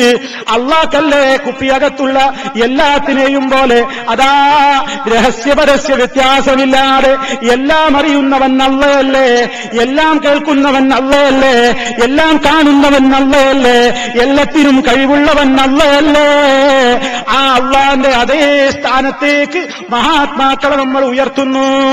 ബദരീങ്ങളെ, മൈദി ശൈഖേ, മമ്പർത്തേ എന്ന് വിളിച്ചാൽ വിളിപ്പുറത്തുത്തരം ചെയ്യും. അവര് കേൾക്കും, അവര് കാണും. പ്രിയപ്പെട്ടവരെ, ലോകത്തങ്ങനെ എല്ലാം കാണുകയും കേൾക്കുകയും ഉത്തരം ചെയ്യുകയും ചെയ്യുന്നവൻ അല്ലാഹു റബ്ബുൽ ആലമീൻ അല്ലാതെ ഒരാളുമില്ല. ആ വിശ്വാസത്തിന് വിരുദ്ധമായി അള്ളാനെ പോലെ കാണും കേൾക്കുകയൊക്കെ ചെയ്യുന്ന വേറെയും ആളുകളുണ്ടെന്ന് വിശ്വസിച്ചാൽ അത് അള്ളാന്റെ മഹത്വത്തിൽ പങ്കുചേർക്കലാണ്, അവന്റെ ഗുണവിശേഷണങ്ങളിൽ പങ്കുചേർക്കലാണ്. അത് നമ്മുടെ വിശ്വാസത്തിൽ കലർന്നിട്ട് നാം അങ്ങനെ അള്ളാനെ പോലെ കേൾക്കുകയും കാണുകയും അറിയുകയും ഒക്കെ ചെയ്യുന്നവരുണ്ടെന്ന് കരുതിയിട്ട് നമ്മളവരെ വിളിച്ച് സഹായം ചോദിക്കാൻ നിന്നാൽ അത് വലിയ പാതകം തന്നെ. അത് റബ്ബ് പൊറുക്കൂല. വളരെ ഗൗരവത്തോടുകൂടി നമ്മൾ മനസ്സിലാക്കുക, വളരെ ഗൗരവത്തോടെ മനസ്സിലാക്കുക. നാം എത്ര ഗൗരവത്തോടെയാണ് ശിർക്കിനെ കാണേണ്ടത് എന്നാണ് ഈ ചരിത്രം നമുക്ക് പഠിപ്പിച്ചു തരുന്നത്. ബദരീങ്ങൾ നമുക്ക് നൽകുന്ന സന്ദേശവും അതാണ്. അള്ളാഹിനോട് മാത്രം പ്രാർത്ഥിക്കൂ, അള്ളാഹ്ക്ക് മാത്രം നേർച്ച വഴിപാടുകൾ അർപ്പിക്കൂ, അള്ളാഹുവിന് വേണ്ടി മാത്രം ബലിയർപ്പിക്കൂ, അള്ളാഹിന്റെ മുമ്പിൽ മാത്രം സുജൂദ് ചെയ്യൂ, അവന്റെ കഅബാലയം മാത്രം തവാഫ് ചെയ്യൂ. ദർഗകൾ തവാഫ് ചെയ്യുന്ന കാലഘട്ടമാണിത്, ദർഗകൾക്ക് മുമ്പിൽ സുജൂദ് ചെയ്യുന്ന കാലഘട്ടമാണിത്. ദർഗകൾക്ക് സമീപത്ത് തയ്യാറാക്കിയ പ്രത്യേക ബലിക്കല്ലുകളിൽ വെച്ച് നൂറുകണക്കിന് ആടുകളെ ബലി കൊടുക്കുന്ന ആ രൂപത്തിലുള്ള ആളുകൾ ജീവിക്കുന്ന ലോകമാണിത്. മനസ്സിലാക്കണം. ഉള്ളാളത്തേക്ക് ആടുകളെ നേർച്ചയാക്കിയിട്ട് നൂറുകണക്കിന് ആടുകളെയാണ് ഉള്ളാള് സയ്യിദ് മദനിയുടെ പ്രീതിക്ക് വേണ്ടി അവിടെ ബലിയർപ്പിക്കുന്നത്. മഹാന്മാരായ ബദരീങ്ങളുടെ പ്രീതി ഉദ്ദേശിച്ചുകൊണ്ട് നൂറുകണക്കിന് മൃഗങ്ങളാണ് നമ്മുടെ നാട്ടിലായി ഇന്നത്തെ ബദർ 17 മാസം 17 ബദരീങ്ങളുടെ ആണ്ട് എന്ന് പറഞ്ഞുകൊണ്ട് അറുത്ത് തള്ളുന്നത്. മനസ്സിലാക്കണം. അല്ലാഹു അല്ലാത്തവർക്ക് വേണ്ടി അറുത്തവനെ അല്ലാഹു ശപിച്ചിരിക്കുന്നു. ഹബീബായ റസൂലുള്ളാഹി സ്വല്ലല്ലാഹു അലൈഹി വആലിഹി വസല്ലം. പ്രിയപ്പെട്ടവരെ, നമുക്ക് ഏറ്റവും പ്രധാനപ്പെട്ട ഈ ഒരവസ്ഥയാണ് നമുക്ക് തരണം ചെയ്യേണ്ടത്. ശിർക്കിൽ നിന്ന് മുക്തമാക്കാൻ, ജനങ്ങളെ അതിൽ നിന്ന് മോചിപ്പിക്കുവാനുള്ള ഏറ്റവും വലിയ ശ്രമമാണ് പ്രിയപ്പെട്ടവരെ നാം നടത്തേണ്ടത്. അതിന് നമ്മൾ കൈമൈ മറന്നുകൊണ്ട് ആ രംഗത്ത് സഹകാരികളാവേണ്ടതുണ്ട്. അതിന് പരിശുദ്ധ ഖുർആൻ നന്നായി പഠിക്കണം. ഈ മാസം പരിശുദ്ധ ഖുർആന്റെ അവതരണോദ്ഘാടനം നടന്ന മാസമാണ്. ഖുർആൻ നന്നായി പഠിക്കുക, നന്നായി ഖുർആൻ പാരായണം ചെയ്യുക. ഇഖ്റഉൽ ഖുർആന ഫഇന്നഹു യഅതി യൗമൽ ഖിയാമത്തി ശഫീഅൻ ലിഅസ്ഹാബിഹി. നമുക്ക് ഏറ്റവും വലിയ ശുപാർശകനായിക്കൊണ്ട് നാളെ പരലോകത്ത് ഖുർആൻ വരണം, റമളാൻ വരണം. അതിനുവേണ്ടി തഖ്വയുള്ള ആളുകളിൽ നിന്ന് മാത്രമേ അള്ളാഹ് സ്വീകരിക്കുകയുള്ളൂ എന്ന് നമ്മൾ മനസ്സിലാക്കണം. എല്ലാ ദോഷങ്ങളിൽ നിന്നും മനസ്സിനെ ശുദ്ധമാക്കിക്കൊണ്ട് നാം നമ്മുടെ ജീവിതത്തെ ക്രമീകരിക്കുക, എങ്കിൽ നമുക്ക് വിജയമുണ്ടാകും. അള്ളാഹു അത്തരത്തിലുള്ള മുത്തഖീങ്ങളിൽ ഉൾപ്പെടുത്തി ബദരീങ്ങളെ യഥാർത്ഥമായി സ്നേഹിക്കുന്ന, ആ പാത പിൻപറ്റുന്ന നല്ലവരുടെ കൂട്ടത്തിൽ ഉൾപ്പെടുത്തി നമ്മെ എല്ലാവരെയും അനുഗ്രഹിക്കുമാറാകട്ടെ. സഹോദരങ്ങളെ, ഇത്രയും നേരം നിങ്ങളെല്ലാവരും ക്ഷമയോടുകൂടി ഇത് കേട്ടിരുന്നത്, ഞാൻ പറഞ്ഞത് അള്ളാഹു ഒരു സ്വാലിഹായ അമലായി കബൂൽ ചെയ്യുമാറാകട്ടെ. ചെറുതും വലുതുമായ സർവ്വദോഷങ്ങളും അള്ളാഹു പുറത്തു തരുമാറാകട്ടെ. ഇസ്സത്തോടുകൂടി ജീവിക്കുവാനുള്ള സൗഭാഗ്യം റബ്ബ് നമുക്ക് എന്നും നൽകുമാറാകട്ടെ. ഈ ലോകത്ത് നിന്ന് വിട പറയുന്ന നിമിഷം ഏറ്റവും സന്തോഷത്തോടെ ലാ ഇലാഹ ഇല്ലല്ലാഹ് ചൊല്ലിക്കൊണ്ട് സന്തോഷകരമായ കാഴ്ചകൾ കണ്ടുകൊണ്ട് ഈ ലോകത്ത് നിന്ന് മരിച്ചു പിരിയാനുള്ള സൗഭാഗ്യം റബ്ബ് നമുക്കെല്ലാവർക്കും നൽകുമാറാകട്ടെ. മാരകമായ രോഗങ്ങൾ കൊണ്ട് പരീക്ഷിക്കാതെ റബ്ബ് നമ്മെ കാത്തുരക്ഷിക്കുമാറാകട്ടെ. സഹിക്കാനാവാത്ത പ്രയാസങ്ങളിൽ പെടുത്താതെ റബ്ബ് നമ്മെ കാത്തുരക്ഷിക്കുമാറാകട്ടെ. നമ്മിൽ നിന്ന് മരണപ്പെട്ടു പോയവർക്ക് അല്ലാഹു മഗ്ഫിറത്ത് നൽകുമാറാകട്ടെ. നമ്മുടെ നോമ്പും നമ്മുടെ എല്ലാ സൽക്കർമ്മങ്ങളും അല്ലാഹു എത്ര തന്നെ പോരായ്മകൾ സംഭവിച്ചു പോയിട്ടുണ്ടെങ്കിലും പുറത്ത് സ്വീകരിച്ച് പ്രതിഫലം നൽകി അനുഗ്രഹിക്കുമാറാകട്ടെ.